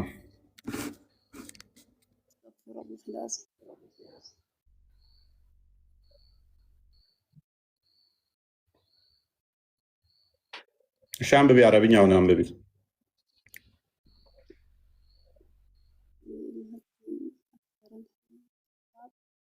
ድምፅሽ አይሰማም። እሺ ቁርአኑን አነበብኩት። አማርኛ ትርጉሙን አሳይ።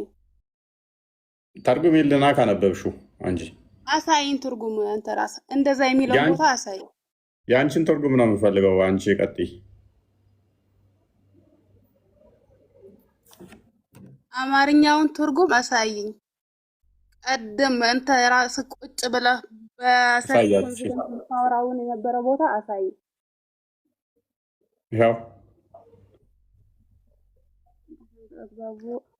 ሽንትን በአግባቡ አለማጽናት በመቃብር ውስጥ ለሚደርስ ቅጣት ዋነኛ ምክንያት ነው።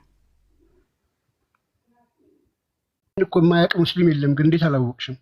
ይህ እኮ በየመስጊዱ የሚነገር ትልቅ ሐዲስ ነው። ጣሁራ ጥብቁ እየተባለ የመቃብር ቅጣት አለ ተብሎ ሁሌ የሚነገር ሐዲስ ነው። ይዞ መስገድ እና እስትንጃ ሳታረግ በስርዓት እስትንጃ ሳታረግ ነው ሰላት መስገድ ተቀባይነት የለውም እንጂ ቀብር ውስጥ ያስቀጣዋል አይደለም። እንግዲህ ሀዲስ ይላል። አንቺ መሐመድ ተሳስቷል እያልሽን ነው። እናመሰግናለን። መሐመድ ተሳስቶ ነው በቃ። አልተሳሳተም። ስለዚህ መቃብር ውስጥ እናንተ ያቀረባችሁት የእናንተ አፕሊኬሽን ትክክለኛው አይደለም። እሺ እንደዚህ በይ እስኪ ናይ ከፍ በይና ድምፅሽን ከፍ አድርጊና በመቃብር ውስጥ ቆይ ቁርአን ቅዱስ ላይ ሙኒ አንዴ እንዲህ በይ እስኪ በሽንት ምክንያት በመቃብር ውስጥ ቅጣት አለ ማለት በራሱ አጋንንታዊ ነው በይ እስኪ። እኔ እላለሁ ለምሳሌ ለምን እላለሁ? አንተ ለኔ አላህ ነህ ወይስ መልእክተኛ ነህ? አንተ የለም ብለሽ የለ ስለሌለ እናንተ ጋር ያስተምረው ስለሌለ እኔ ጋር ስለሌለ ለምሳሌ ሽንት ነክቶሃልና በመቃብር ውስጥ በመዶሻ ናት ይቀጠቀጣል የሚል ካለ እሱ ስተተኛ ነው፣ አጋንንታዊ እምነት ነው። ስንት ነገር እያለ በሽንት ምክንያት እንቀጠቀጣለን እንዴ? ጎበዝ፣ እኛም እያልን ያለን ይሄንን ነው። ሰው እንዴት በሽንት ምክንያት መቃብር ውስጥ ይቀጠቀጣል? በይ እስቲ በመቃብር ውስጥ በሽንት ምክንያት ይቀጠቀጣል የሚሉ ሐሰተኞች ናቸው በይ። ለምን እላለሁ? አንተ ያቀረብከው ማስረጃ ትክክለኛ እኮ ችግር የለውም ችግር የለውም። ምን ያቀረብኩት ትክክል አይደለም ብለሽ ስላመንሽ ሽንት ነክቶሃልና በመቃብር ውስጥ በመዶሻ ትወገራለህ፣ በድንጋይ አናት ይፈጫል ማለት በራሱ ሴጣናዊ ነው እንደዚህ የሚል ካለ በይ። ምን እላለሁ? አልልም። አንተ ተወድሽ እባክሽ ደግሞ ያልተጻፈው አታነብ እኮ ታልተጻፈ እኮ ቀላል እኮ ነው። እኔ ቆይ ሙኒ ሆልድ ካልተጻፈ ምን አጨናነቀሽ? እኔ ጋር ስላልተጻፈ ለምሳሌ አንድ ሰው መጥቶ በመቃብር ሽንትህ ነክቶሃል ልብስህንና በትልቅ አለት ያህል ተራራ ያህል ድንጋይ ጭንቅላት ላይ ይጨመራል። በሽብልቅ በዚህ ተመተ በዚህ ጭንቅላት ውስጥ ይወጣል። በአፍ ውስጥ ሰንሰለት ገብቶ በኋላ ካካ በማያ ሰንሰለት ይወጣል። እንደዚህ ትፈጫለህ ምናምን የሚል ካለ ይሄ ተረት ተረት ነው፣ አጋንንታዊ ነው። በሽንት ምክንያት እንደዚህ የሚቀጠቅጠኝ የሚያሰቃየኝ አምላክን አልፈልግም። አንቺም እንደዛ በይ እስኪ። ለምን እላለሁ ደግሞ ሚውጣት አድርገህ ያልተጻፈ ደግሞ አታንብብ። ያልተጻፈ ማንበብ የለብህም። ዝም ብለህ ያገኘውን አፕሊኬሽን አምጥተው ዝም ብለህ ያልተጻፈው ማንበብ ማስተማር ካልተጻፈ እኮ ቀላል ነው። ቆይ ተረጋጊ። ካልተጻፈ እኮ ቀላል ነው። አንቺ በይ ውስቲ እንደዛ። ለምን እላለሁ? አልልም። አንተ በይ አልክኝ ሁላ ልልልክ ነው እንዴ? አልልም። አናት ላይ ስንመጣ ደግሞ የሆነ አለ አይደል? ይህን በሉ ብላ ለማሳሳት ትሞክራለህ። ሰዓት አስገቡ። በቃ ደህና ደሩ። በቃ ይብቃ እንደ ዛሬ። አፍራ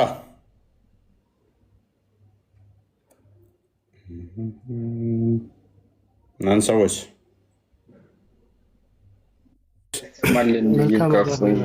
መልካም አዳር። ደህና ደሩ። በቃ ሽንታችሁን እንዳይነካችሁ ጠንቀቅ እያላችሁ ሽኑ። ሽንት እንዳይነካችሁ ተጠንቅቃችሁ ሽኑ ወገን። በመቃብር ስላለመቀጥቀጥ ድንጋይ ኮበልስቶን ድንጋይ ይዛችሁ ዙሩ። ድንጋይ ይዘው ጎርደድ የሚሉት ወደው እንዳልሆነ አሁን ገብቷችኋል ብዬ አስባለሁ። ከመኪና ወረድ ብለው ድንጋይ ይዘው ጎርደድ የሚሉት ወደው አይደለም ወንዶቹ። እሱን ካላደረጉ በመቃብር ውስጥ ተራራ ያህል ድንጋይ አናታቸውን ይፈጫቸዋል። ስለዚህ ያላቸው አማራጭ ምንድን ነው? ጭንቅላታቸው በድንጋይ ገሃነም ውስጥ መቃብር ውስጥ ከሚፈጭ የእንትናቸውን ጭንቅላት በድንጋይ ይዙ ቢፈትጉት ይሻላቸዋል። ይሞታል እንዴት አለ እዛ ከሚፈጫቸው ድንጋይ አናታቸውን ድንጋይ ከሚፈጫቸው እዚህ በድንጋይ እንትናቸውን ቢፈትጉት ይሻላቸው። እሱን ይመርጣሉ።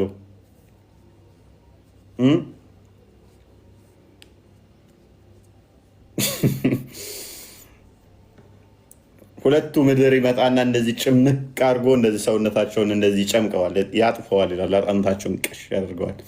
በዚህ ውስጥ ግን ደስ የሚለው ምንድን ነው? እሺ ሞተው ያልተቀበሩ እሳ